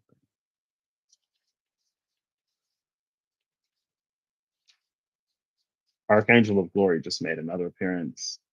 The Angel of Art and Grace. Maybe again, it's about masterfully, gracefully, and artistically applying your knowledge of the arcanes or whatever, because it was Master of the Arcanes, the Hermit. Not the Hermit, the Hierophant. Sorry. I don't know. We'll do one more. We'll do three today. And then I guess I just saw the Emperor and the Empress on this deck. Because it's already like again, there was something about when the North Node was in Taurus, though. It feels like it's a follow up on North Node in Taurus. Maybe North Node, by the conclusion of North Node in Taurus, there was a point that we should have reached. And while the North Node has been in Aries, it's been an exercising, it's been a putting it in action, it's been an establishing, heartening, trailblazing, using the knowledge and information to put in position that we reach while the North Node was in Taurus as we go forward. That when the North Node moves or into Pisces, and when we switch into that Pisces Virgo axis, what we learned in Taurus and practice in Aries positions us to receive in Pisces for like big manifestations to come true. But again, through efforts exerted or not. Whoa. Also, Rainbow Snake. There was a Rainbow Bridge. The snake is the Rainbow Bridge. Ouroboros is that Rainbow Bridge. Because again, it feels like it connects the head to the tail of the dragon. And when the head and the tail of the dragon are connected, the heart must be present because the heart is in between those two. When the head and the tail are so separate, it's like it puts tension on the heart. And so, because the heart has so much tension on it from being pulled and contorted, it interrupts its ability to effectively do what the heart does. That's why, like, consolidating those polarities makes things flow a lot better because now it's not additional tension put on the heart. It's like expecting the heart to beat, but putting an immense pressure on it. not gonna be very good. Maybe it's more like Hanged Man Pisces energy. Um, but it's like because I go to that scene in Teen Wolf where someone hanged somebody by like their hands. And so it was like because when you breathe, your body like elevates, your body like, you know, as your lungs fill up, your like chest rises. And it was basically like when that person is so tired that like their chest can't rise, then their lungs can't feel. It was like exhaustion. But like that metaphor of the lungs applied to the heart when the head and the tail are so far separate anyway.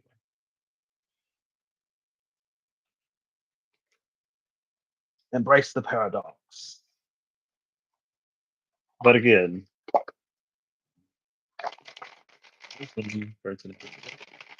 maybe I'll go live again later and do like one more just to make it four. Because if I only do three today, then I'll have five left. I guess I could do two and three. The videos don't have to be 5 hours long.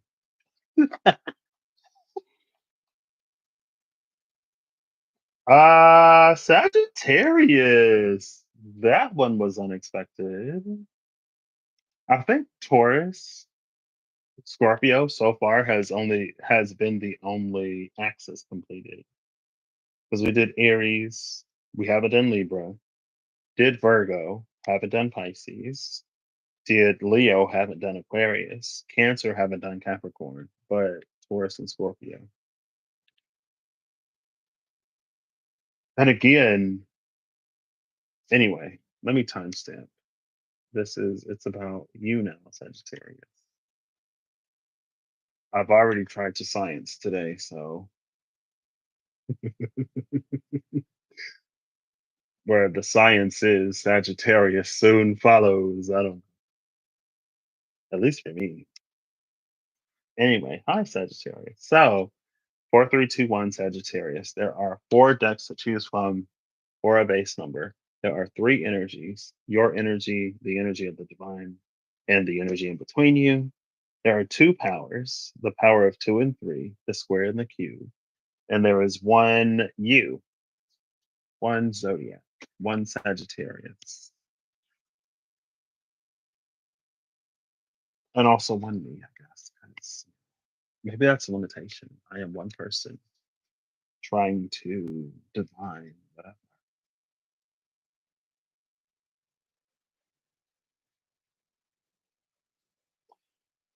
All right. So, Sagittarius, your number is two, and your deck is the first. Scorpio also had an angel,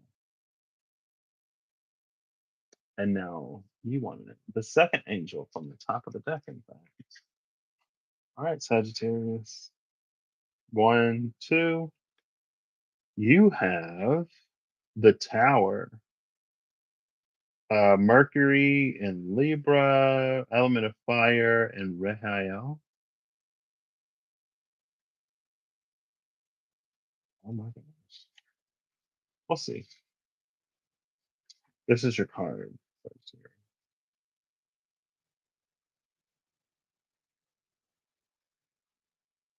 How do I position it so you can see it? Because the light is like right there. Wherever it is.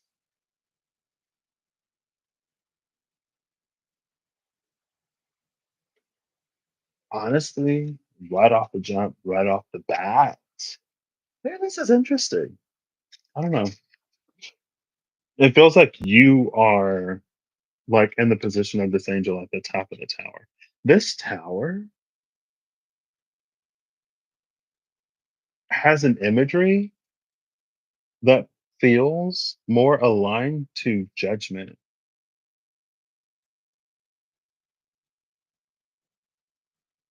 Or this could be like your light, and then this could be your shadow, and the whole card represents you.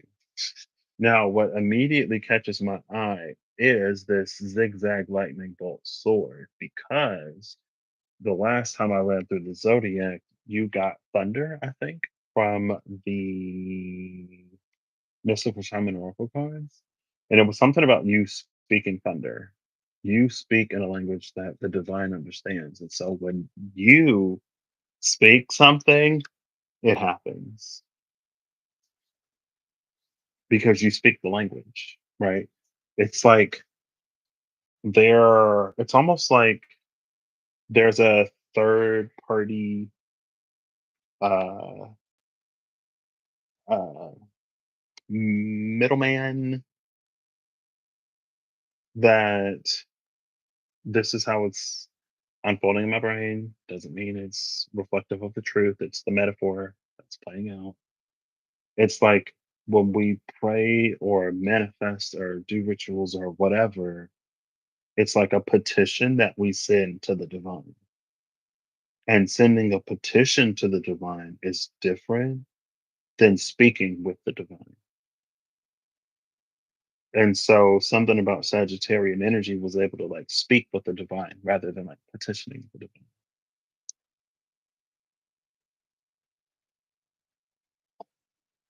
So you have 2, 4, and 8. So for your square, we're gonna look before and after the emperor.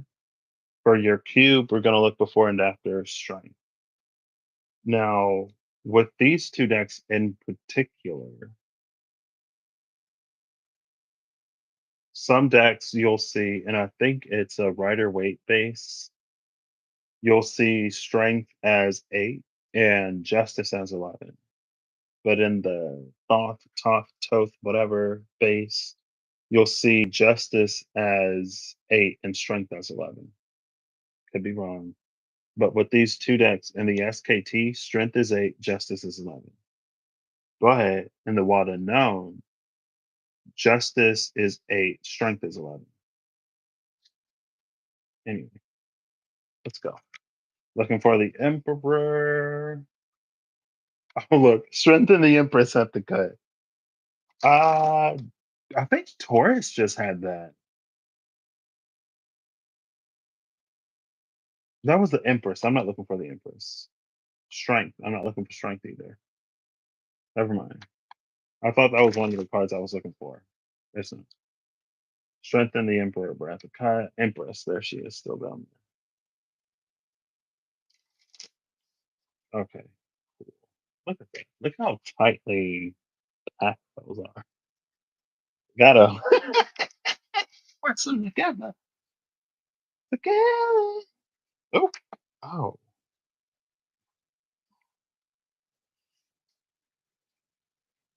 Sagittarius. Can we not like throw cards on the floor, please? I'm gonna have to count the cards after I finish to make sure I got everything. The Four of Cups fell on the floor because I'm looking before and after. Significators, clarifiers. I am. We just set it to the side. It's not what I'm looking for. So uh, maybe there's like a black moon Lilith type energy.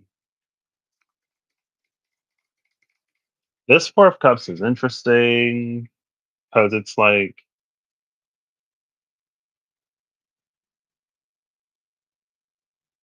who would drink from any of these cups? You know, maybe you would. I don't know.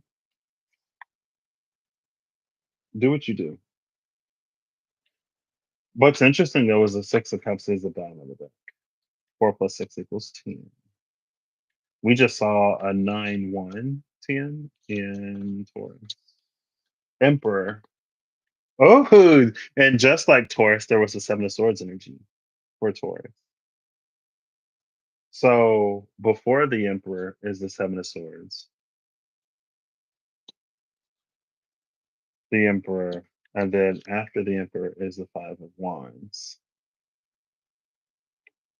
And just like Taurus, the energy of the Wild Unknown before It was a Seven of Swords energy that presented as the Six of Swords plus an Ace of Swords through justice. And I went on a whole thing towards the end about like the Seven of Swords in this deck to me means what it means to me, so I can read it that way regardless. But for whoever's watching for Taurus, maybe they need to see it broken down. But for you, but that was also the energy of Taurus. Like Taurus was in almost a space of digestion where a lot of things were broken down. Oh wow, you have the mother and the father of wands. Before the before and after the after.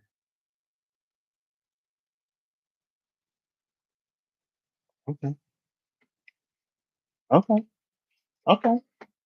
Now we're gonna look for the force strength over here.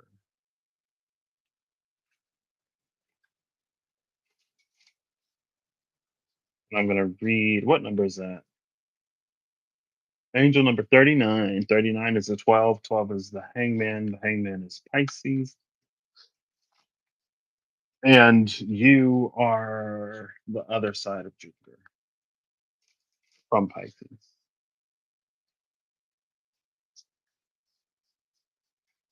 Back in, I used to say that my beef I'm a Pisces sun. I used to say that my beef with Sagittarius was that like Sagittarius being the arrow can go so far.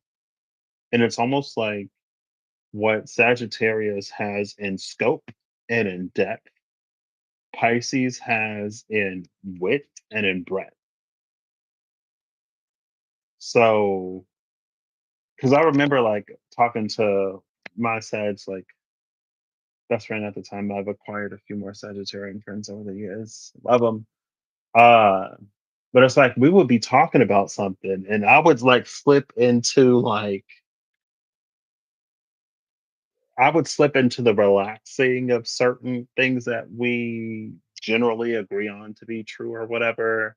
And it's like we would go so far together, but then my Pisces was too abstract for her, like not more literal, but it was just like we would reach that point where we would like expand to different ways. Like I'm starting to go this way, and she's still going like that. And I was like, but we were there. Like we were there together. The Jupiter in you sees the Jupiter in me. And the Jupiter in me appreciates the Jupiter in you. Why can't you join me in the Delulu fantasy? So it was me. But anyway, I don't even know why. Because the Five of Wands is here, though, it is almost giving a less rigid Sagittarian energy. It's Sagittarius that is accommodating for breadth and not just depth. Uh, you know, and that's why I love like Sagittarius readers too. I don't know. It's just something about a Sagittarius reader's ability to like take you there without all of the Piscean side roads and detours and everything else that I'm used to taking when I it's like Sagittarius will get there and they will get like they will stay on task, on point the whole time. And there's something about that like start to finish, like without all of this whatever in the middle that I have such an appreciation for. You know. I appreciate so many people who aren't me and so many paths and journeys that aren't mine, you know. Helps keep me humble, I guess. It does, but it's not just about that. I also genuinely appreciate it as someone who loves to learn, you know. Okay. Anyway, we got another card, two cards. The Archangel of Healing and the Stronghold of the Flame. At least they didn't fall on the floor. They're here.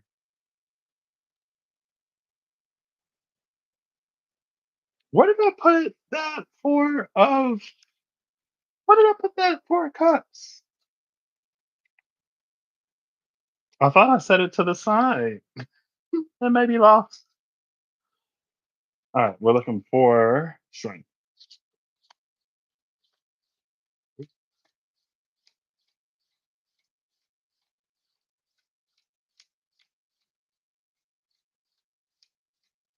Oh, that was the card. I went way past it. Way, way past it. Past I past. Let me stop. So you have the dark horse, seven of wands, before the force, north node, strength, number eight. It's the eight of the four. It's the eight of the cube of the two. And then after, it's the healer. But I accidentally also pulled the necromancer before I realized that I had passed strength. So 17 and 18, the star and the moon. The healer and the healer and the necromancer is such an interesting combination. I think I'm actually going to keep both of them. The reason why I love the healer and the necromancer is before is the eight of swords, and before that is the angel. And the SKT, the eight of swords and the angel are the same person, the same entity. But in the eight of swords, it's bound, and in the angel, it's free. And you can still see some of the ropes in the angel from this eight of swords. Also, Sagittarius, but in the SKT, it's associated with all mutable signs. Still like corresponding to Sagittarius, but you see the other mutable signs present. This is Gemini. Jupiter and Gemini opposing Sagittarian energy. Maybe again, because this is a Jupiter Sagittarius opposition, it plays into that like expanding Sagittarius and expanding in ways that they wouldn't necessarily before in the absence of that Neptunian contamination. Yeah. I mean, I don't know if Pisces would consider Neptune contamination, but it feels like not any specific Sagittarius, obviously. But when it comes to like the directness and the arrow like symbolism of Sagittarius, that Neptune that nebulizes or yeah, it nebulizes things, it makes things not necessarily clear. It could be seen as like a contaminant. On the other side is the ebony shield with the shining quarry right behind it.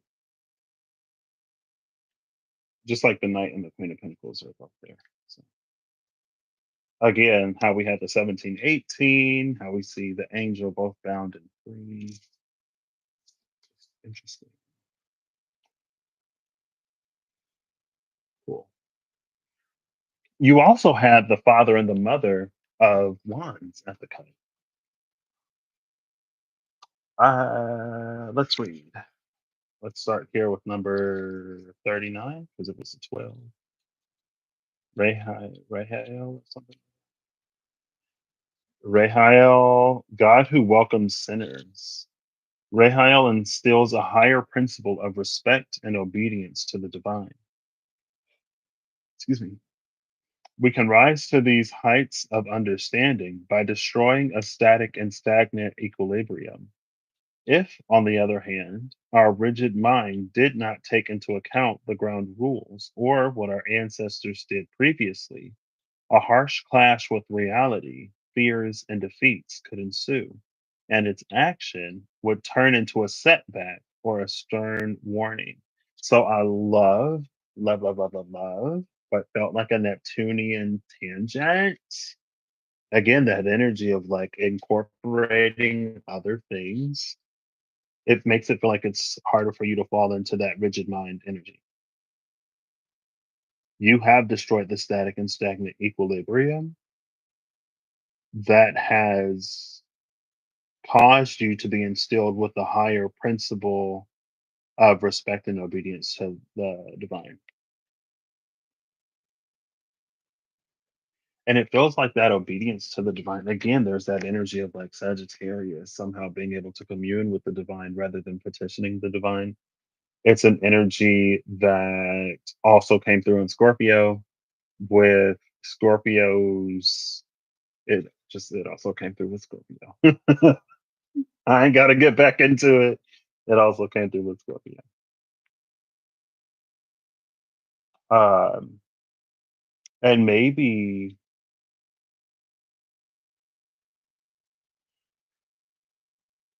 okay. So that was your base, the base of two, which is an angel, the first step. Now, your energy is the Seven of Swords. The divine energy is the moon and the star, the necromancer and the healer. The energy between the two of you is the Five of Wands and the Seven of Wands. The Five of Wands and the Seven of Wands, this is the hanged man of wands, 12 wands.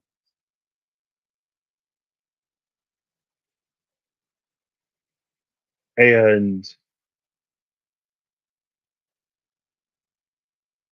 so those are the three energies from the two squares, right?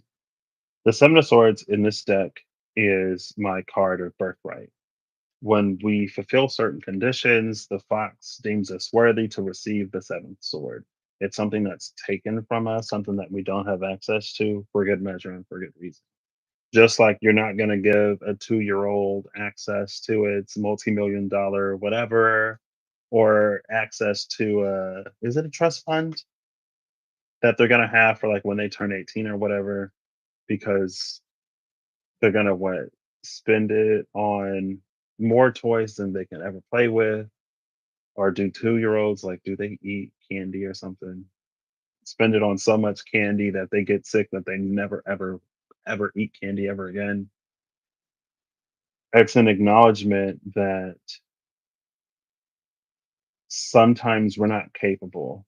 We don't have the capacity to adequately, efficiently, properly utilize things that we are rightfully entitled to or that are rightfully ours. But when this fox deems us worthy, it is returned to us. It's my card of birth right here. On the divine side of things, it's this necromancer and the healer. The reason why I love the necromancer and the healer together is because the necromancer has the power to go beyond the bounds of ordinary healing. And again, we have the healer, archangel of healing, not the healer, the archangel of healing, angel who salves and purifies, that came out with the page of wands. So maybe you work with this like with a healing energy, or maybe it's for you to be a healer in some way. The necromancer can go beyond the limits of the healer. Like you can't heal the dead, they're dead, but the necromancer can raise them. But when you raise the dead, they become undead. They don't necessarily become like living again. But it feels like the healer is able to turn the undead into the reliving. So it's this interesting play between going beyond the bounds of healing and then being able to restore something to life between these two. And again, this is the energy of the divine, where the divine wants you or whatever. You are some powerful AF healer. And in between is the Five of Wands and the Seven of Wands, which again, 12 Wands, the Hanged Man of Wands. Hanged Man energy, Neptune is actually kind of medicinal for you. And again, with the Eight of Swords and the angel is a divine higher genius. And the Rehael talked about uh, Rahael instills a higher principle of respect and obedience to the divine. We can rise to the heights of understanding by destroying a static and stagnant equilibrium. like the heights that you rise to, that you can rise to in the presence of this divine higher genius is no coincidence. But again, it's like you have to break free of whatever the Eight of Swords is um, to do that. Again, you sit at the King of Wands and Queen of Wands before the before and after the after. It feels like you have also, it feels like you've worked to a point of accepting like your masculinity and femininity. You balance that within you and between you.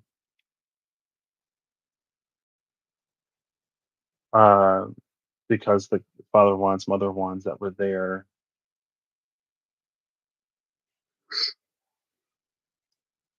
Excuse me. The thing that I also love about the dark horse is the dark horse is the one that people don't expect, right? Like the one that people don't expect to win, the one that people bet against, but that almost like ends up taking it anyway.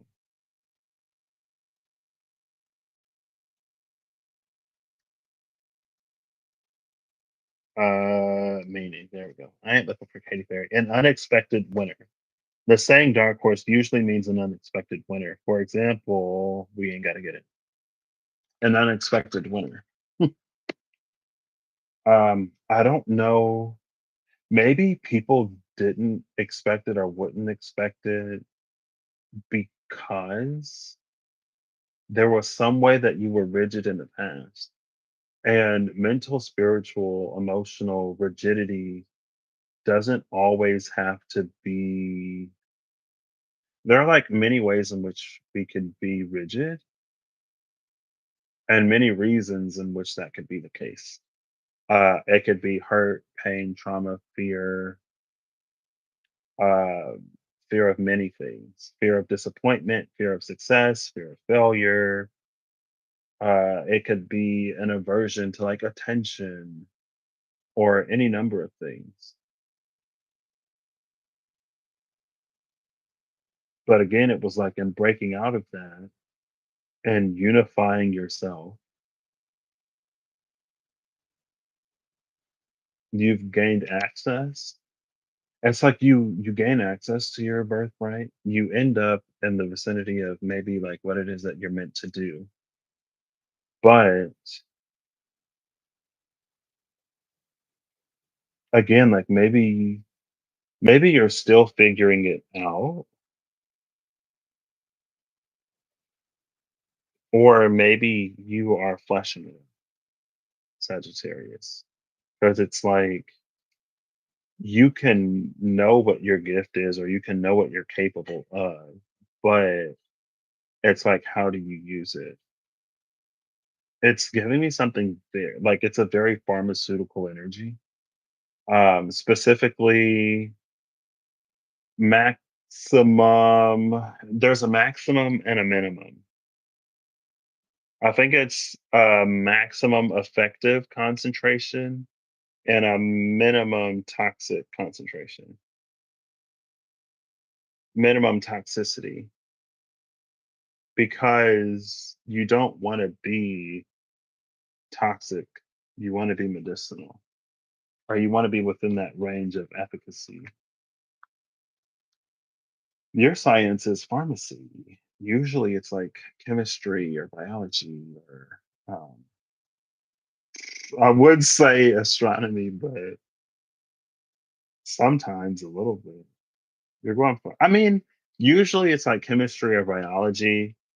Pharmaceutics is an application of both chemistry. Like pharmaceuticals is an application of chemistry to biology. So it's not completely unexpected.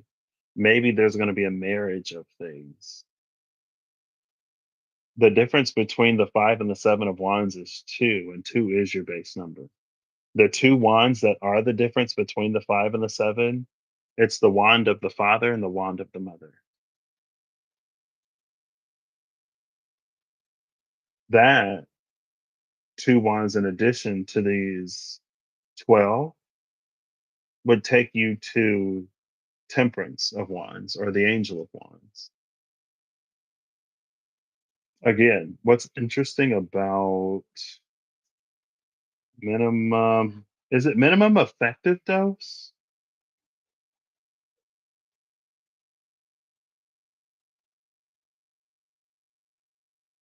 and maximum the minimum effective dose, why less is more.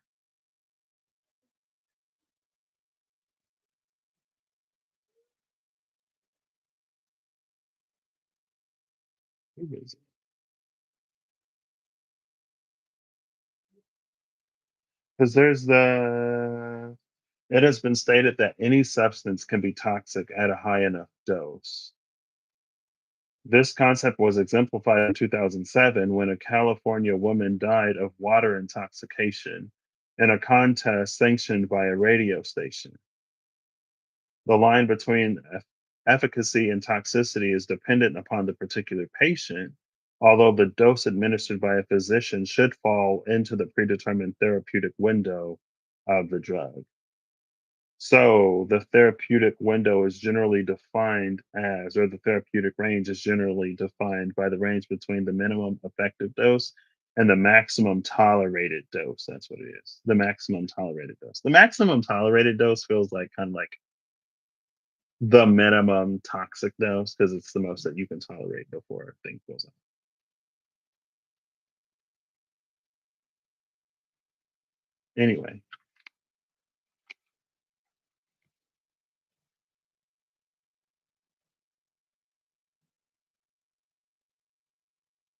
Anyway, anyway. Yours is a fire that borders on water. Fire can be purifying. Fire is also associated with purification.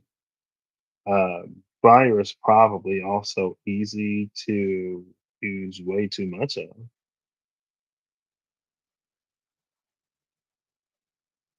or fire can be. I don't know. I want to say fire can be harder to maintain than water, but water without a vessel, like how do you contain it? It's like a spill. It naturally sort of spreads, and the only thing you can do is like clean it up. But if you don't clean it up, it's going to continue to expand.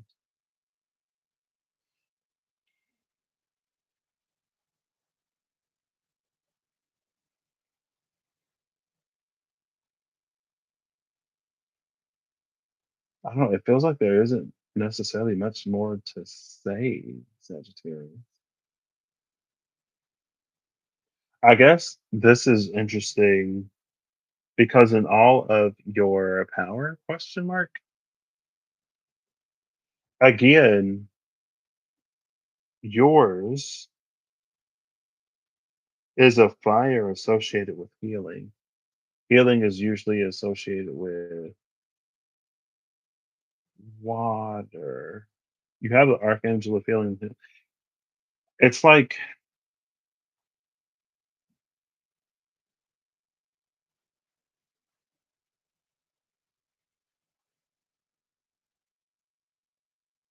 you have a gift, you have a power, you have an ability. And it's up to you to decide how you want to use it. You are maybe in the process of almost like trial and error. It's more so like feeling out and fleshing out your abilities, maybe deciding how you want to use them. Um, you are learning your therapeutic ranges. You are developing. It's almost like when a nurse or a doctor is training. There's so much that you can learn by books, but it's not until you operate on people and until you start to see like bodies react to whatever is therapeutic that you start to gauge like reactions to it. Because what is generally, like, let's say there is the maximum tolerable dosage, um, but also therapeutic range is different for different people. differ for different people.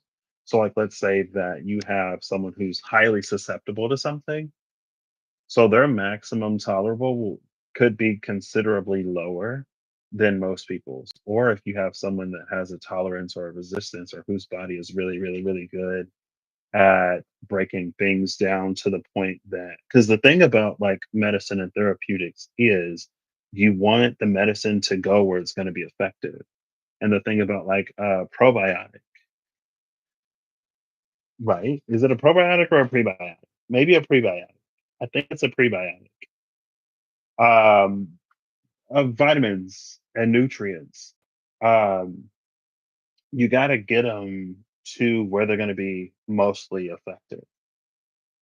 So for some things, if it has to survive the trip through the stomach to arrive to the intestines, some of those fillers are things that you have to put into the pill to make sure it can survive the transit.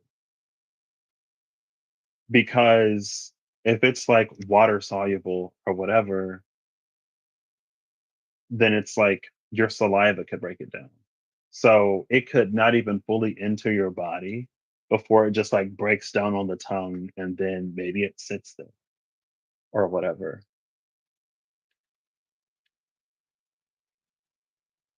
Uh,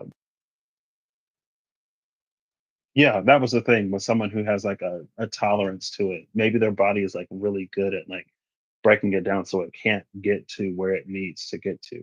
And so maybe that's something that you learn in the, well, this was your clarifier, but in the taming of the lion, maybe in the temperance, that the two wands of the mother and father can take this hangman of wands to. You learn how like people tend to digest things to make it more or less palatable. And when you make something more or less palatable, it isn't necessarily you sugarcoating to make something not seem as whatever. It's you putting something in a way that somebody can take it again. Because there are different approaches that work for different people. Now, are you going to be a multi approach type of person, or are you going to be a singular approach type of person in terms of, is your path journey desire is what is for you to be accessible by many, and so you do learn how to adapt to different audiences? Or are you a specialist and you go your path journey and way, and those who you like are meant to serve or help will find you? This is like wide open.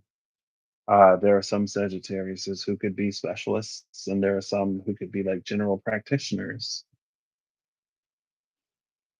And again, it's like just because you make something digestible or palatable doesn't necessarily mean that you have to take away from the impact. It's all about delivering something where it needs to go. Because if it dissolves or breaks down before it gets where it needs to go, you're reducing the efficacy. But if it's so dense or so well protected that it enters the body and it leaves the body, like corn, then it's not really helpful either. It's a science. And that's why temperance is the divine higher genius in this deck. The angel is a divine higher genius because there is this sort of science to it. And again, it feels like something that you kind of work out, that you flesh out the more you use it, the more you utilize it, and the more variety, I guess, you sort of expose yourself to. So maybe you are the physician here, more so here. I've been feeling like that's how I originally felt it, like you up here, but it could also be you and me, if that's what resonates for you. But with how this is playing out, it more so feels like you're up here. And this isn't to be confused with, like, this is something that I was thinking about the other day. Just because you're a student doesn't mean you're less than a teacher. Just because you're a healer doesn't mean you're more than your patient. we all learn and we all teach in different ways. There is no, like, it's easy to societally put a hierarchy on things because, well, if you're the teacher, then you're obviously more experienced, more whatever. But it doesn't make you any, it doesn't make you above the people that you teach, you know? And I think sometimes because we feel that way, because we have our own internal hierarchies, we can be resistant to teaching or to being a student.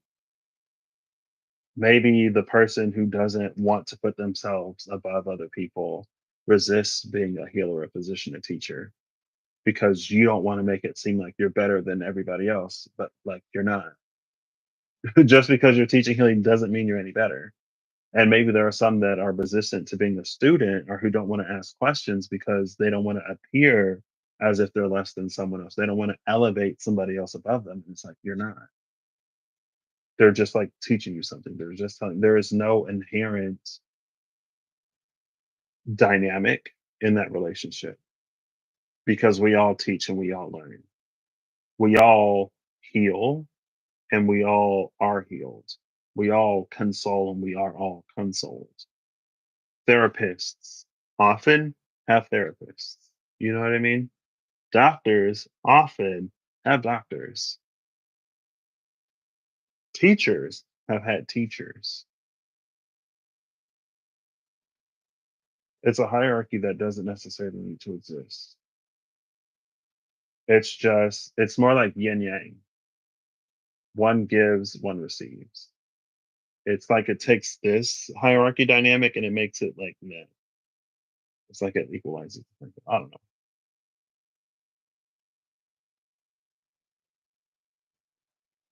Again, the mother and the father of wands are both here.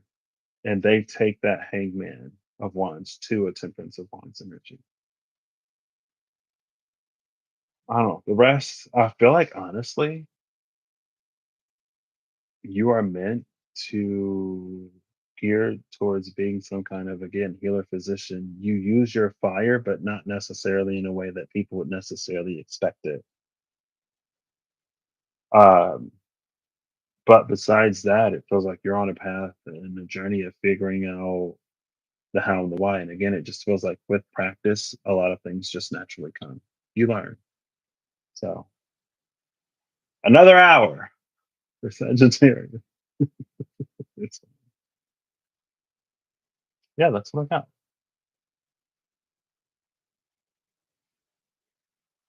Cool. I am gonna count these really quick, I guess. Oh wait, let me do timestamp final cards. That's what I got for you, Sag. Oh, okay, that was like 40 minutes. It wasn't a whole hour.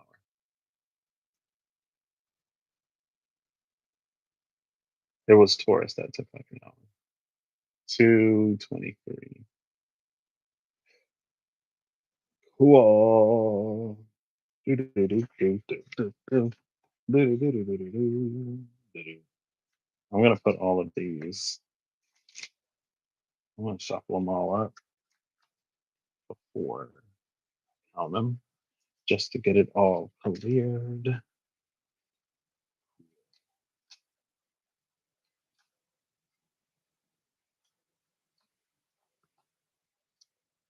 Do, do, do, do, do, do, do, do, do, do, do, do, do, do, do, do. I don't know what that is.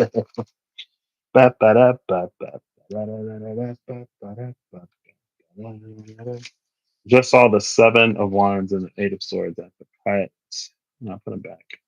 Now the eight of swords is with the two of swords. 8 + 2 is 10. 10 of swords in this deck is the destroyer. The destroyer is the shaman who embodies both their physical and spiritual sort of. So if the divine has ordained you in any kind of way to be whatever, you can be both you and who you are ordained to be simultaneously at the same time. Right. It's like if the divine has ordained you to be a healer, you are the divine physician. And maybe that's also a part of this. It's ordination, right? You become a vehicle through which the divine can heal, a medium through which the divine can be used. Not to say that you don't do whatever else, that's just how the cards appear. 1, 2, 3, 4, 5, 6, 7, 8, 9, 10, 11, 12, 13, 14, 15, 16, 17, 18, 19, 20. 1, 2, 3, 4, 5, 6, 7, 8, 9, 10, 11, 12, 13, 14, 15, 16, 17, 18, 19, 40. 1, 2, 3, 4, 5, 6, 7, 8, 9, 50. 1, 2, 3, 4, 5, 6, 7, 8, 9, 60. 1, 2, 3, 4, 5, 6, 7, 8, 9, 70. 1, 2, 3, 4, 5, 6, 7. 1, 2, 3, 4, 5, 6, 7, 8, 9, 70. 1, 2, 3, 4, 5, 6, 7. So there is another card on the floor. I knew it felt like more than one card had fallen. Also, though, I should have looked at them face up because I don't remember where I put that Four of Cups that did fall.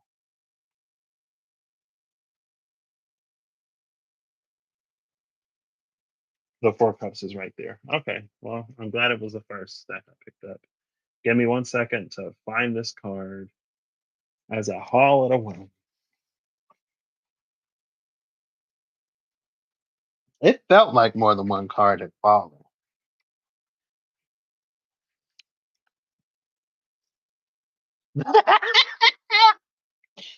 That's assuming I had all 78 before I started, right? Ooh, ooh, ooh, ooh, ooh, ooh, ooh. I'm not seeing nothing on the floor, but just because I don't see it, don't mean it won't pop up in a week. All right, let's see. So 1, 2, 3, 4, 5, 6, 7, 8, 9, 10, 11, 12, 13, 14, 15, 16, 17, 18, 19, 20, 21. Boom! All 78 cards were here. I just miscounted. You want to see the card? I mean, it's not the literal card, but when I counted the third pile, so from 50, no, from 41 to 60, there was an extra card. Oh, and it's the Ten of Wands. Taurus had the Ten of Wands. The Ten of Wands is a Sagittarian card. The Ten of Wands is a card of spiritual journeys that today, especially for Taurus, it played on like just because it's difficult or just because it's challenging or just because it looks a certain way doesn't necessarily mean it's not to be done. And how sometimes when we become so overly focused on what is easy peasy, loosen, greasy, or like the love and light, or the if it's for you, it's going to be so natural and like you're not going to have to do anything. The ease and flow of abundance, when we're so focused on that, sometimes, and if that's for us, it's for us, and we all have our own different journeys. Uh, But sometimes, like, if we want to grow, if we want to heal, or if we want to challenge ourselves, it's not necessarily going to be easy. But again, just because it's not easy doesn't mean that it's not meant to be done, for one, and it doesn't mean that it's not worth doing, for two. We ain't got to go challenging ourselves for the sake of making our lives hard because something is supposed to be difficult. We don't have to invite difficulty or challenge because it's supposed to be difficult or challenging. We ain't got to do that. Your intuition and discernment will guide you. Sometimes the easiest thing is not the best for us. Because what's easier to do, stay the same or change? You know. Anyway, all 78 cards are here. Cool. How we can get final cards. Father of Wands and the Star. Father of Wands is Leo energy. Seven of Swords and the Star. The Devil and the Seven of Swords. Cool. All right. Final card from the SKT. I'm gonna leave the four as they are until I finish up this little series. Final cards. Final cards. Final cards. Okay. The Father of Cups and the Ace of Wands. Oh, there we go. The High Priestess. Bottom of the deck is the Five of Wands. The High Priestess and the Five of Wands is an energy surrounding prophecy, divination, whatever. But how it's like these are all of the different forces that can affect or impact prophecy, divination, a vision that we receive, whatever.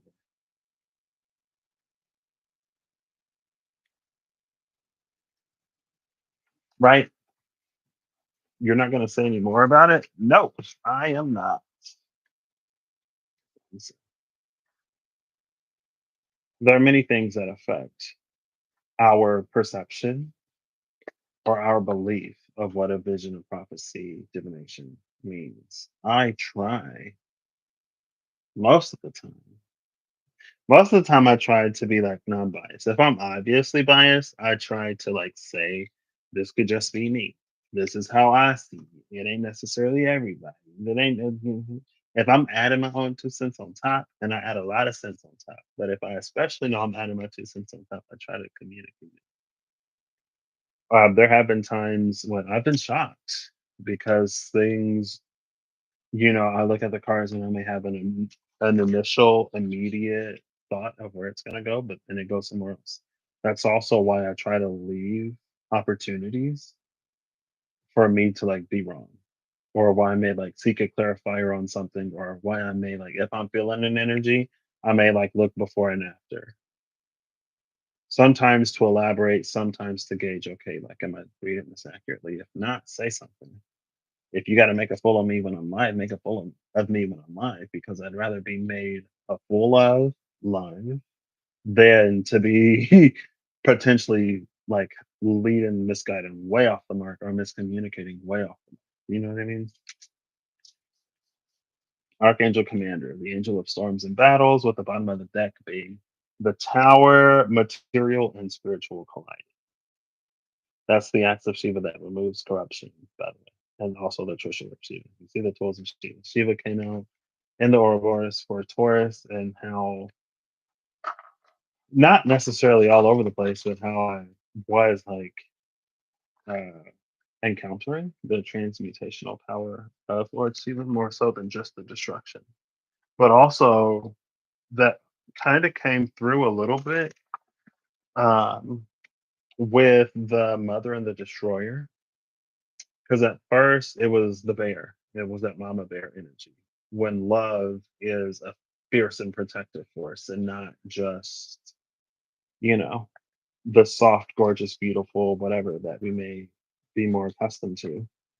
But the very next day, it was the destroyer and the mother. And it was like, be careful not to go too far because sometimes not everything can be recovered from. And even if forgiveness is extended, there are some things when it goes beyond the modulus of elasticity or the elastic modulus to the point where it breaks or it is permanently deformed, it ain't necessarily going to go back to how it was, you know. But more so than that, it was like while we are to be fiercely whatever, um, excuse me, just like don't do too much, you know. Learn balance. You ain't got to do nothing, but just please don't do too much. Maybe that's more for Patrick than anybody. But oh yeah, because it was the difference between like Kali Ma and Lord Shiva, Ma Kali and Lord Shiva, because the destruction of Shiva is associated with transformation, rebirth, and generation. It's destruction for the purpose of creation. It's not pointless. But when Kali Ma slips into it, because she doesn't necessarily have that uh, same energy paired and partnered with rebirth, like very loving, very caring, very protective, but not necessarily like associated with rebirth. If she goes too far into destruction, it may not be something that can easily be like recovered from. Whereas on the other hand, they're more so partnered, mirrored, married together. Again, there's a difference between destruction for the purpose of creation and destruction for the purpose of protection, because creation will generate more life, protection will end it for the preservation of other lives. So anyway, I hope you all have an amazing whatever whenever you see this. I hope you're acting in line to make all that you wish to experience your reality. I hope that whatever and whoever you need along your path journey and when you find. Um, and yeah, I'm gonna put the rest of these back in their cases. Maybe I'll do. Let's see. If these dice give me a sign that I haven't done, then I'll come back and do a sign that I haven't done, not necessarily the same sign. If not, I can just 2 and 3 it, and it doesn't have to be 4, 4, and 4. Uh, 7, 2, and 1. We already did Aries. Wow. So we saw Aries at the 1, 1, 1, Aries at the 1, 3. Well, first it was Aries at the 1, 3, 3. Then today, cheekily, it was Aries at the 1, 1, 1. Now it's Aries at the 1, 2, 7. Interesting. That would have been the first archetype that we used. Maybe that goes back because I was going to look before and after the archetype of Kairos, mythic time for Taurus, because it felt like Taurus's was caught in an instant. And I was like, I haven't used this. I still haven't used it for the 7 signs out of 12 that I've done, but that would have been the deck right there. I was like, let me not, just in case. The point and the purpose was to keep everything as it is for the sake of the continuation of this, uh, for the integrity of whatever. Cool. But that would have been uh, an archetype for Aries with the base of 7. But anyway, I will see y'all maybe tomorrow. I feel like I'm entering a territory where there's something that like I need to do. I know that there's something that I need to do. 10 days in a dream. Um, but I don't know. For some reason, I find myself in anticipation. Like something is happening or something is gonna happen. I don't know. We'll see. Or not. I'll catch y'all the next time I catch ya. Bye.